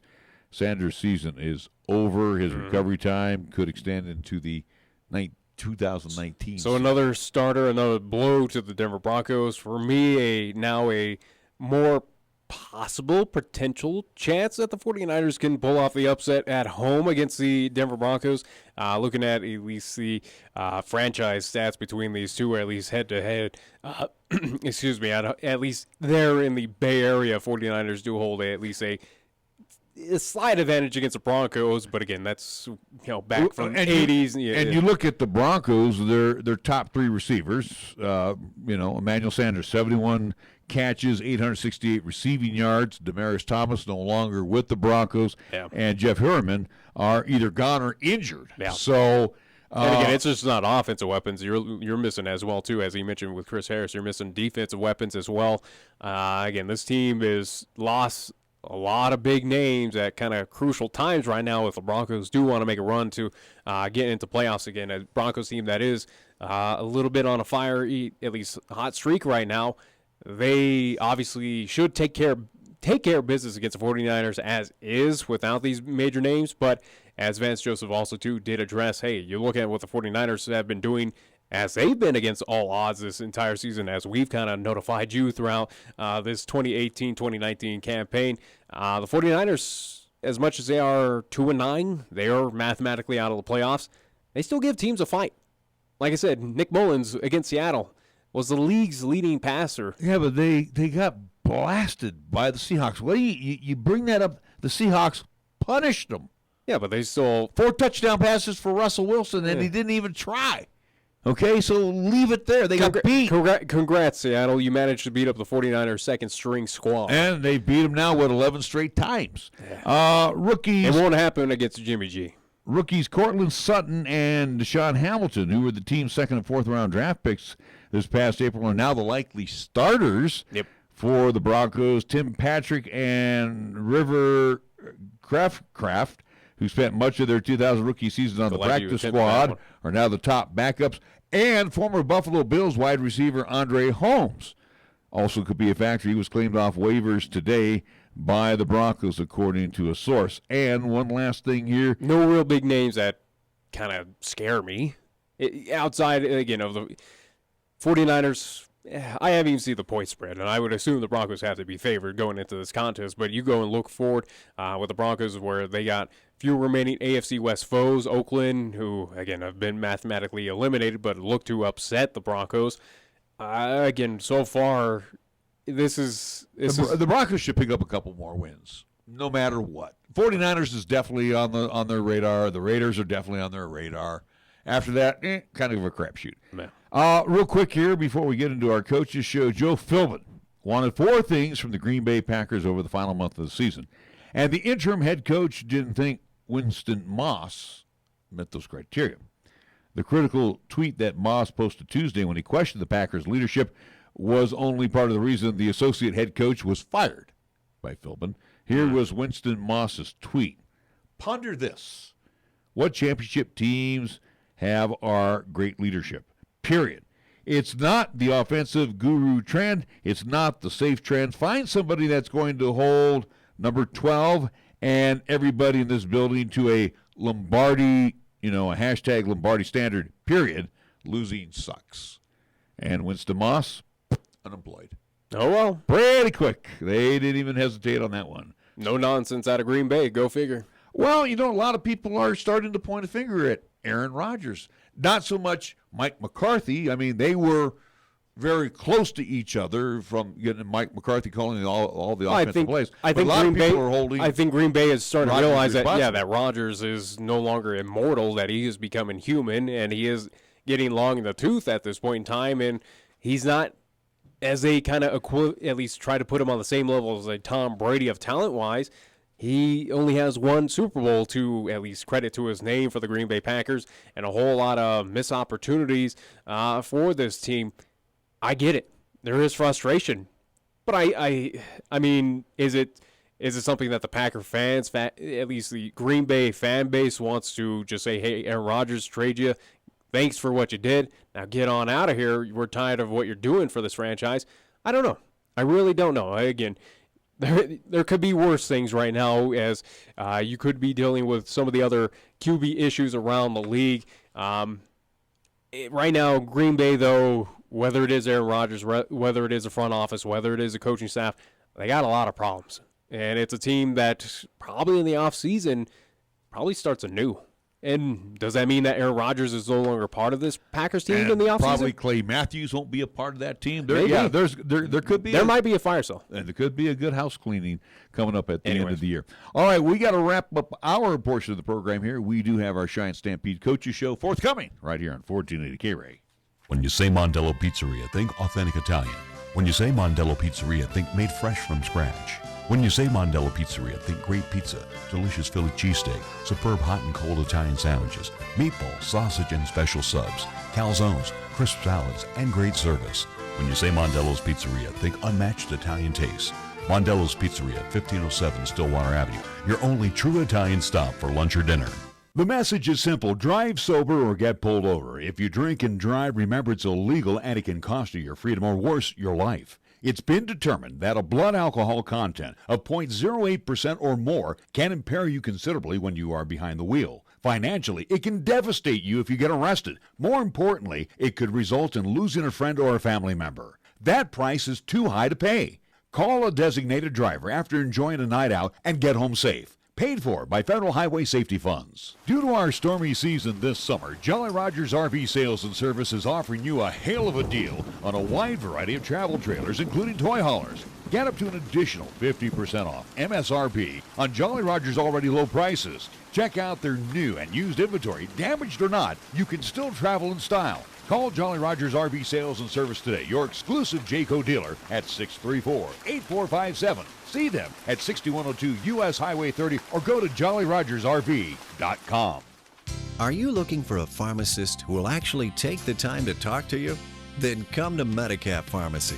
We're dedicated to healthcare only, which means we'll fill your prescription quickly, and then we'll make time to listen, answer your questions, explain your prescriptions, and tell you about possible drug interactions. Medicap Pharmacy will always make time for you. Medicap Pharmacy, 1947 Bluegrass Circle, next to Texas Roadhouse in Cheyenne. Or call 635-3712. Let First Education Federal Credit Union help make buying your next car a breeze. At First Education, you get competitive rates and deal with friendly local folks. Be in control by getting pre-approved and know what you have to spend before going to the dealer. Call 432-7400, go to firstedfcu.com, or visit us in person at 120 West Carlson Street with approved credit, membership eligibility required, federally insured by NCUA. Go down the list. The new 2019 Kia Sorento is impressive all the way around. I'm AJ Miller for Kia of Cheyenne, and you need to compare the Kia Sorento against the competition on price, warranty, safety, awards, and standard or available features. Right now, during our Light Up the Holiday sales event, you could take advantage of some of the year's best offers. Available Dynamax all-wheel drive and a new 8-speed automatic transmission will keep you going down the road this season. Come by or go to KiaofCheyenne.com and we'll make it easy. Tired of lazy and predictable sports talk radio? We know you are. This is Cheyenne's new sports radio home. It's Wyoming Sports Talk Today, and it's right here on AM 1480 KRAE.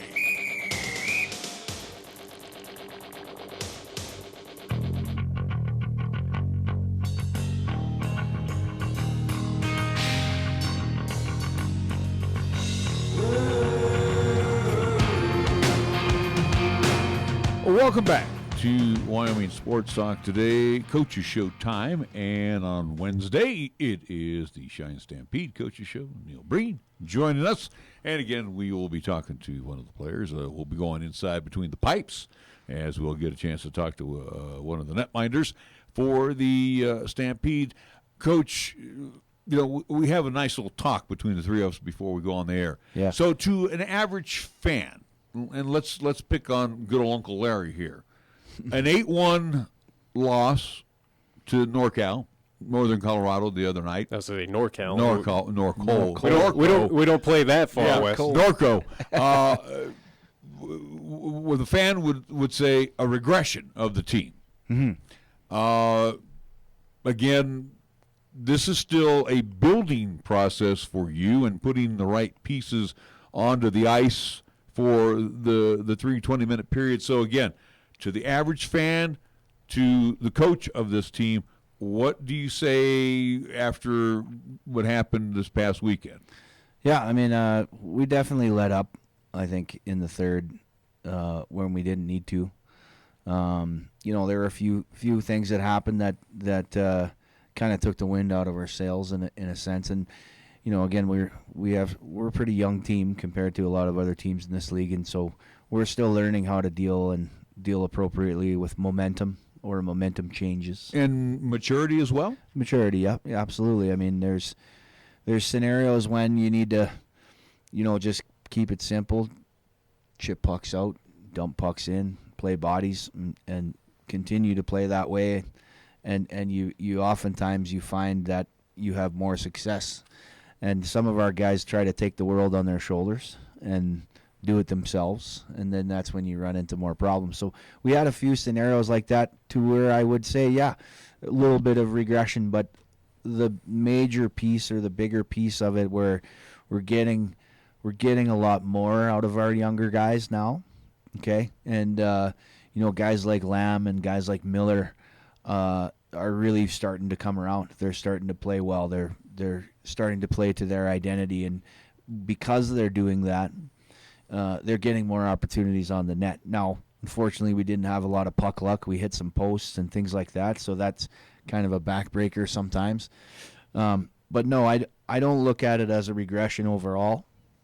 I think the scoreboard, definitely doesn't look good. But I'm seeing a lot more out of our younger guys. They're starting to step up, and then, sort of the other scenario is when our horses don't run in a game like that, sometimes the score can I mean, we probably should have scored 3, 4, 5 goals that game. And, we just couldn't seem to find the net. And so, we were penetrating their offense. We were shooting pucks. We were getting out of our zone. We weren't getting hemmed up for too long. And so the product is still, it's there. It's, we're looking forward to our contest against Ogden this weekend, of course. That's a real test for us because they're the best team in the league. And, we look at those scenarios like, these are opportunities for us to continue to get better overall. And then, when we meet up against Steamboat and, we meet up against your Dallas and your teams in Vegas that we play, and Casper, now we're if we're playing our game, we're having a lot more success, and that, I think, will be the turning point for this program. Well, and again, for this, at least for this year, as something we've kind of tried to beat to death amongst the Stampede fans, or at least this community, is saying, hey, it's a building process. It's going to take a slow time to at least get there. Here, we finally got over that one hump to get victories on the season. But is that something that now, hey, we got the victories. You look at Ogden, top dog team. They only have one loss on this season so far. But is it just saying, hey, they got a perfect 10-0 home record, let's try to be that one loss for them? Or, again, is it just something to those athletes that you have right now of just saying, hey, we know how to win. All right, let's focus on the small things. Let's focus on this little hill that we need to climb. Yeah, exactly. I mean, we've been kind of, as a team, we've been looking at Ogden as like an opportunity for us to show the league that we can compete. And we do. We do compete in the first half of games against teams like that. I will say we've acquired another player on a trade from San Diego. His name's Zach Harrison. He's a good player. He fits to the identity of the team. He works hard. He plays the body. He likes to play below the dots and protect pucks. Like, he's exactly the type of guy that we're looking for, and we're looking for big things out of him. That helps us with our depth, and we got some more pieces that are coming this next week that are going to fit that same mold. And so if we have, right now we're kind of struggling with, we have 3 lines. We're playing the snot out of 2 of them, and we need to have more depth. We need to have 4 lines that we can roll 3 and get the 4th in there for their experience and for them to grow as players, so that we're not getting worn down by the second half of the game and are relying so much on our top 6. So that's kind of the moves we're making as an organization now, is we're getting those guys that are going to carry the overall effort, and not wear our top 6 forwards down. You say you're getting the kind of player in that you want. Yeah. So and that's a good thing. Yeah. So to guys like me, I understand that. Yeah. To the looky-loo fan, what do you mean? I mean, are we trying to get every kid in there that was going to play like you, or are they going to be a system player of checks and balances? This is what I need you to do. On the other side, you got to take care of this. Yep, exactly. I need the meat and potatoes guys that are going to get pucks out of our zone, get pucks in their zone, bang bodies, play tough, answer the bell when necessary. When it comes, drop the gloves if they have to. Yep. Okay. Yep, drop the gloves if they have to. Guys that are gonna be the warriors, the soldiers. We have the offense to get it done. We just need more soldiers out there that are gonna play the straight game, play the hard game, and do the work that's necessary for our guys that can score the goals and that can make the plays. That opens up room for them to get the job done. Again, obviously being older, and I come from the generation where guys didn't wear the helmets back in the day, or they had the Jason hockey mask on, if they were between the pipes. But fast forward to Team America 1980 under Herb Brooks. Fast forward to today's game as well. You look at the younger guys that are coming through the junior hockey programs, and we've had this discussion before where you would like to go coach there and kind of get them more prepared for, this type of hockey. So what are these younger guys, the guys that are, aging at 16 and moving into your division, what are they lacking right now? Not so much guns and intelligence, but what do you see that they're lacking? That's a good question. Tenacity is the answer. Heart and grit. That's kind of a dying thing sometimes these days. The kids are seeing the highlight reel plays on ESPN and the top 10 plays, and they're thinking that's the way they need to play to be successful. And I don't know any. I mean, I know a lot of college guys, a lot of college head coaches. At the NCAA Division I level, Division III level, even ACHA, and they'll tell you the same thing. It's so hard to find these days a player that's gonna they're gonna go out there, they're gonna be coachable, they're gonna do what they're asked, they're gonna play a simple game, not take any risks, necessarily. They take their risks when they're necessary and they're safe, but they go out there and they have heart and they have tenacity and they'll do whatever it takes to win. Those guys are hard to find these days because everybody thinks that they're gonna make it on talent and skill. Well, talent and skill don't go anywhere without the effort and the heart. Well, here's the goal in question then, and it might be a challenging one and may not be able to answer this, but how do you teach that then? I mean, what are ways to kind of teach these younger athletes of that tenacity, that heart? I mean, how do you get over that barrier, or is it? If I knew the answer to that, I'd That's be why I said it was a goalie question. The problem is though, you got to be the guy to cut the umbilical cord because these guys have been coddled. I agree. Correct me if I'm wrong. And now they're coming up into again, the teams you're playing. Ogden, Northern Colorado. We go with Utah. Utah as well. And again, the teams that you're playing, those aren't the guys that are coddled. They know how to play the game. They are still old schoolers. Yeah, you got a lot of a lot of times the kids don't figure it out until they're 20. They're 20 years old and it's been pounded into their head from the time they got into junior hockey that here's the way you got to play, and then by the time you're 20 you figure it out. I mean, I could use myself as an example. I didn't get a college scholarship till I was 20 years old, and that was because of the constant reinforcement of no, this is the way you got to do it, and making those mistakes and failing over and over again, and not being in and out of the lineup, and getting chewed out by the coach. Like, it took 3 years of that for me to finally go, okay, well, I'm going to try it his way now. And when I did, doors just opened up for me. And I guess a lot of it, to answer your question, Nick, I guess a lot of it is hammering that point home as much as I can, using examples of players in the NHL. Like look at this guy, for example. I could use a ton of examples. Like, look at Wilson on the Capitals. I mean, he's a meat and potatoes guy. He can score, sure, but he's not high on the depth chart as far as points go. And he goes out and he does his job every night, and guys hate him for it. The other team, they can't stand him. That's his job.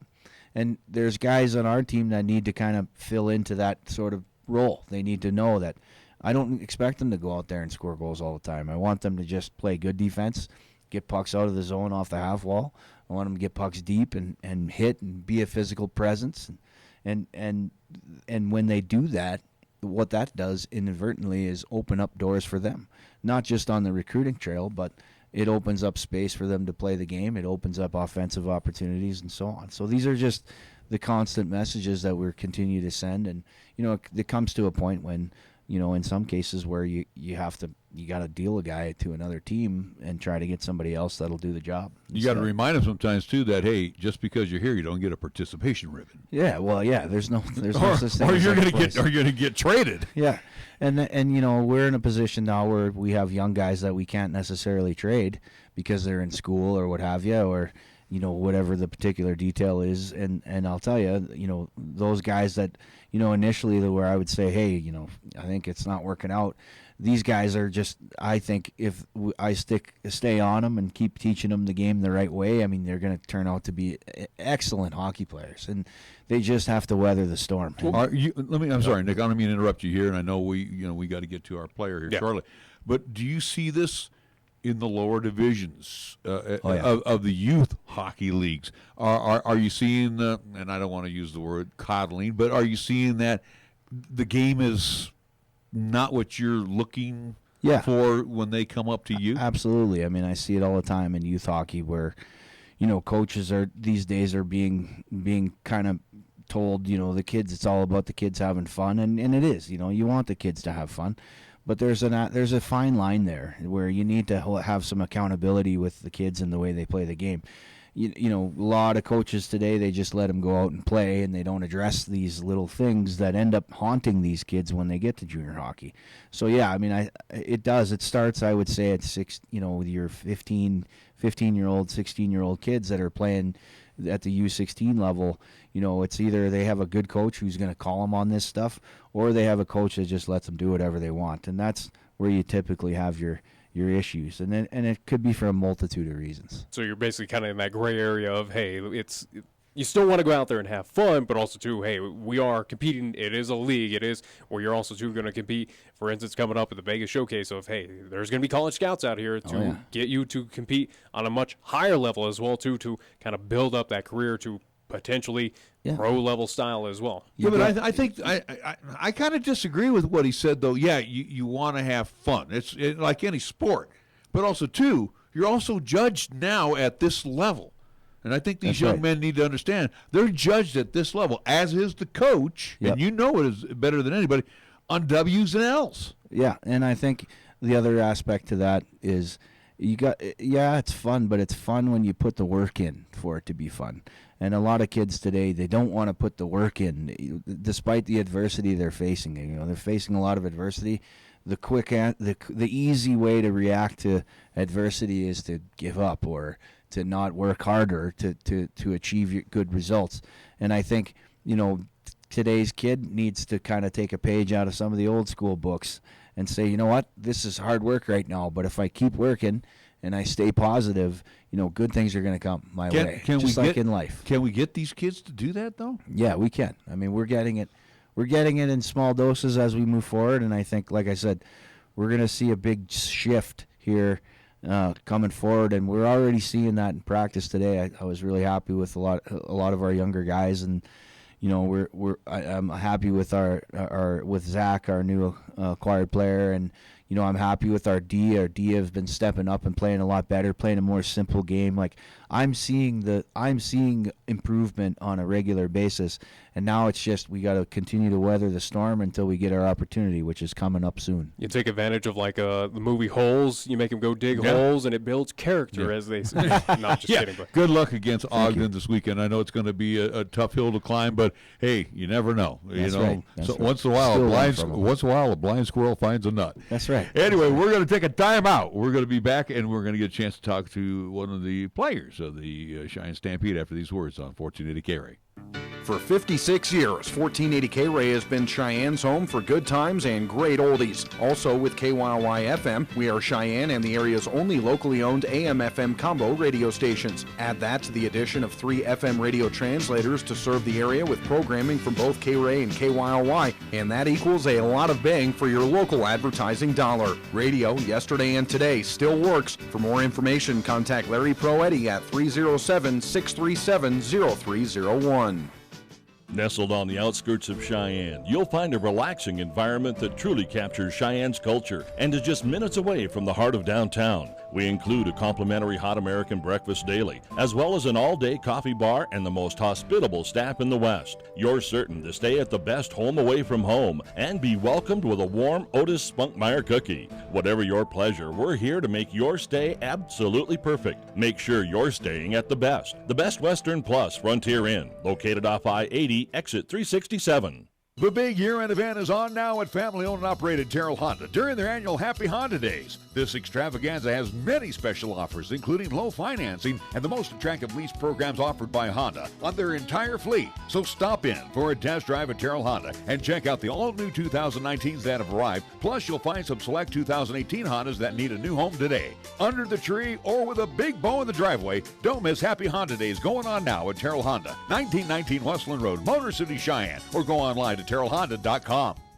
Taco John's presents Olay the Day Pep Talks. Good game, boys. You showed some real fight. Like when Wachowski put that hit on our own mascot. Solid work, son. Okay, Friday was for football, but Tuesday is for tacos. Taco Tuesday at Taco John's. It's a sacred holiday where we eat tacos repeatedly until I get full. Save big every Taco Tuesday with crispy beef tacos for just 99 cents. Get some rest, boys, because come Taco Tuesday, we olay the day. Olay the day at Taco John's. Shopping for the golfer on your Christmas list is really easy when you stop into the Airport Golf Shop or the Prairie View Golf Shop. Right now, enjoy savings up to 50% off on selected items throughout, and remember, gift certificates are always available. Or talk with Mike and his staff about golf repair or re-gripping the clubs for next season's play. From golf balls, apparel to golf clubs and more, do your holiday shopping for the golfer today at the Airport Golf Shop at 4801 Central Avenue or the Prairie View Golf Shop at 3601 Windmill Road in Cheyenne. Here's the latest weather forecast on 1480 KRAE. For today, it'll be mostly cloudy with highs around 35 and winds out of the west at 10 to 15. If it's tonight, it'll be cloudy with snow likely with lows around 9. On Thursday, it'll be mostly cloudy with highs around 23. And on Thursday night, it'll continue to be mostly cloudy with lows around 7. Here the season never ends. From Wyoming sports to the Broncos in Denver. From Rockies baseball to talking hoops with Nuggets basketball. Local, regional, and national. This is Wyoming Sports Talk Today, right here on AM 1480 KRAE.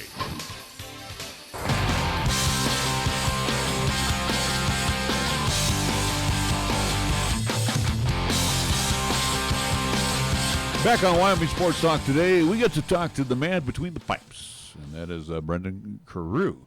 And he is from Canada, but it's interesting and things that you find out in a very short period of time as I threw this out because I'm the old guy here, and I'm a baseball guy, and last name Carew. I said, hey, Rod Carew, tell us a little bit that you are fully aware of a guy named Rod Carew, right? Yeah, my dad's really big into sports and everything, so he tells me every little thing that there is to know, and I happen to wear number 29 just like Rod Carew today. And it's kind of funny because my mom used to live in Minnesota, and she is a Twins fan and probably for the rest of her life. My entire family, they all like different sports teams. Like I have a different baseball team all around North America. So let's keep on that theme, though. You talk about your family kind of being all into at least every sport there is imaginable. Again, your father big into it, teaching you kind of like what mine has done with me, but you're here with the Cheyenne Stampede playing hockey, netminder for this team. What got you on the direction just to play hockey? Well, I played a lot of sports when I was young. Like I played lacrosse, I played baseball for probably quite a few years. I played baseball, and then lacrosse wasn't really my thing. And I was skating ever since I was probably 4. And hockey was the constant sport I played. I tried other sports, but hockey I kept coming back to. And then just a little while of playing longer and longer, I really found out that I was really good at it, and I loved playing goal. Just customizing the pads, getting cool pads, and just enjoying stopping the puck, getting the fans cheering when you make a save that you probably shouldn't. It's a great feeling, and I love it. And not many people can be a goalie. It's not easy. You know, I like how you said that because I'm picturing you with the football player. And I'm picturing you as the punter or the kicker, and they're always away from the rest of the team. However, you're always in the thick of things because these guys are launching pucks at you probably all during practice. Am I right? Are they always gunning for you every practice? Yeah, like there's a couple players on the team that like I know that they're good, and they score on me probably more than other players. And before practice, I tell them, I'm like, you're not going to score on me today, because then it makes a mental note to me that I'm going to try harder against him because I know I have to. On average, during the practice, how many times are pucks fired upon you? Oh, I couldn't count. It's so they're. I mean, basically, it's a shooting gallery on you all during practice. Yeah, it depends on the drills. Some drills I can get like 30, 40 shots in 2 minutes. Other drills, it's 5-on-5 stuff, so I get a shot every little bit. But I'm always active. I'm always setting, going down, recovering, moving all over the place, just ready for the next shot. Gets you ready for these offensive presence that you'll see of Ogden, Utah, at least here in the Mountain Division of the Western States Hockey League. For you, Brenden, give us a little background. You are from at least another Canuck that we've had here in studio. What brought you from the Great North here to Cheyenne to play for the Stampede? How did that come about? Well, after my last season, my last hockey season last year, I had a really tough time. I wasn't on a very good team.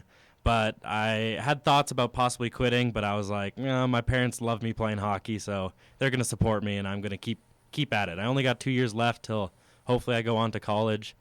But really, I'm just living the life playing hockey, and yeah, I just love it. Is that kind of goal right now after your time is up with the Cheyenne Stampede or, again, through the Western States Hockey League? Is that what you're trying to aim for right now, is to get to a Division I school, Division II, get a college education, and then kind of what's the future hold for you? Yeah, like for me, I really am passionate about cars as well. Like I have a Jeep right now, and there's so much I want to do, but I'm here playing hockey, and I kind of know what I already want to do. I want to do some sort of mechanics, and I also want to go to school for hockey. I want to follow probably Division III or possibly ACHA D1, just because I know what I want to go for school, and I think that's more important to me, and I just want to play hockey. And that's the important part. We'll have to ask Coach Breen if Quinnipiac has a mechanics program out there. Favorite team? My favorite hockey team is the Calgary Flames. And the reason on that is because my favorite goalie, Mika Kiprusoff, played there for a long time, and he was a really good goalie there. And then after he retired, I was kind of like, oh, well, I wonder who's my favorite team. Because I really didn't think of myself as a Calgary fan. I thought of myself as a Kiprusoff fan. But then as soon as Kiprusoff was gone, I fell in love with the team, and now I follow them all the time, and they're by far my favorite team. You know, when you and I'm glad that you're a goalie, because like Coach Breen said on highlights, you see the Crosbys of the world scoring, from everywhere on the ice. But as the netminder, and you do see some great stops as well too, when you're doing the countdown. But what have you learned from the big boys up top, especially being between the pipes? These guys, and I've seen hockey for many, many years. I see these guys now really making it even tougher and tougher to score. And, of course, too, you got your defensemen that are always trying to push people out of the crease. But tell me how you learn from these guys between the pipes. Like, one of the biggest things I got to say is, just how all the NHL goalies, you'll never see them stop trying on a play. Like, they'll be on the other side of the net, and they'll still try and get back. And the player won't place it exactly perfect, and he'll be able to get a stick on it, on his backhand, and just get a piece of it to keep it out of the net. Like, there was one play I saw probably almost a month ago of Pecorine. There was a shot that was tipped right in front of him, going over his head, and he sees it as it's straight above him. Just throws his stick out of his hand, hits it with his blocker, keeps it out. And that's just, the biggest thing I learned from them, just how, no matter what, just keep trying. Because never give up on a shot. I like that. Now, the worst thing being a goalie, and I think you agree with me, is being blocked out. Yeah. So, I mean, and again, being a baseball player as I am, and even as I'm older, I still think 60-year-old guys throw fastballs and they can strike me out or they can bean me with it. You got a puck and you pick it up at the last second. I mean, what's going through your mind when there's almost all this traffic in front of you? Well, like, a lot of the time you can kind of feel, like, for me as a goalie, I'm able to feel the momentum of the game. Like, when I feel the pressure, like, on a power play or something, and it's just constant pressure, I know that, like, my team's getting tired, I'm getting tired, but, like, you just have to stay focused on, like, one little thing. And for me, it's easy. I just focus on the puck. And I'm able to focus on where the players kind of are because a lot of players like to hang out in the same area. So I kind of, like, when I play a team more than once, I learn more. Like, last time we played Ogden, it was pretty rough. Like, they're fast and they can score from anywhere and they're just relentless. But now we're going to play them again. We know what to expect. I know what to expect. I'm probably going to be able to play a few games against them. I'm excited because I know what to expect and I think I can do more than I did last time. And also, too, Nick, and I think this is probably one of the credit to anybody that plays goaltender. Mm-hmm. You are on your skates for the full 20 minutes. And you're wearing a lot of padding. So again, I can't even fathom, the heat that's going through because I know you're grabbing as much water as you can. You got to stay hydrated out there. So again, tell me a little bit about that type of atmosphere that you go through each period. Yeah, like I'm not really like a small goalie. I'm a pretty big goalie, so I got a little bit of extra weight to carry around. But I mean, that's how I am, and I run with it. And yeah, the gear's heavy, but you get used to it. And like I played ball hockey back at home in the summer and stuff. And I played goalie. I normally play player just so I run around, get in shape, and have fun that way. And they're like, "Oh, why don't you play goalie?" And I'm like, "No, I've never played it before." And I tried it, and I'm like, "Holy crap, it's hot. I'm used to the ice." The ice really helps. At least not knowing the elevation of where you're from out there in Canada or kind of where you've been throughout your career. But coming up here, Cheyenne, Wyoming, 6,000 feet. Elevation can play a factor, as we've talked with a few players transitioning from the coast, especially under those conditions as a netminder. Did you find yourself kind of getting at least slowly adjusted to the altitude out here? Yeah, I really felt like the first day I was like, holy crap, because I'm basically from dead level sea level. I can walk to the beach in probably 15 minutes. And I came here and it was like, holy crap, like I don't even feel like I can move. But then the weeks went on and we were in conditioning week, so I was getting bag skated any chance Breen had.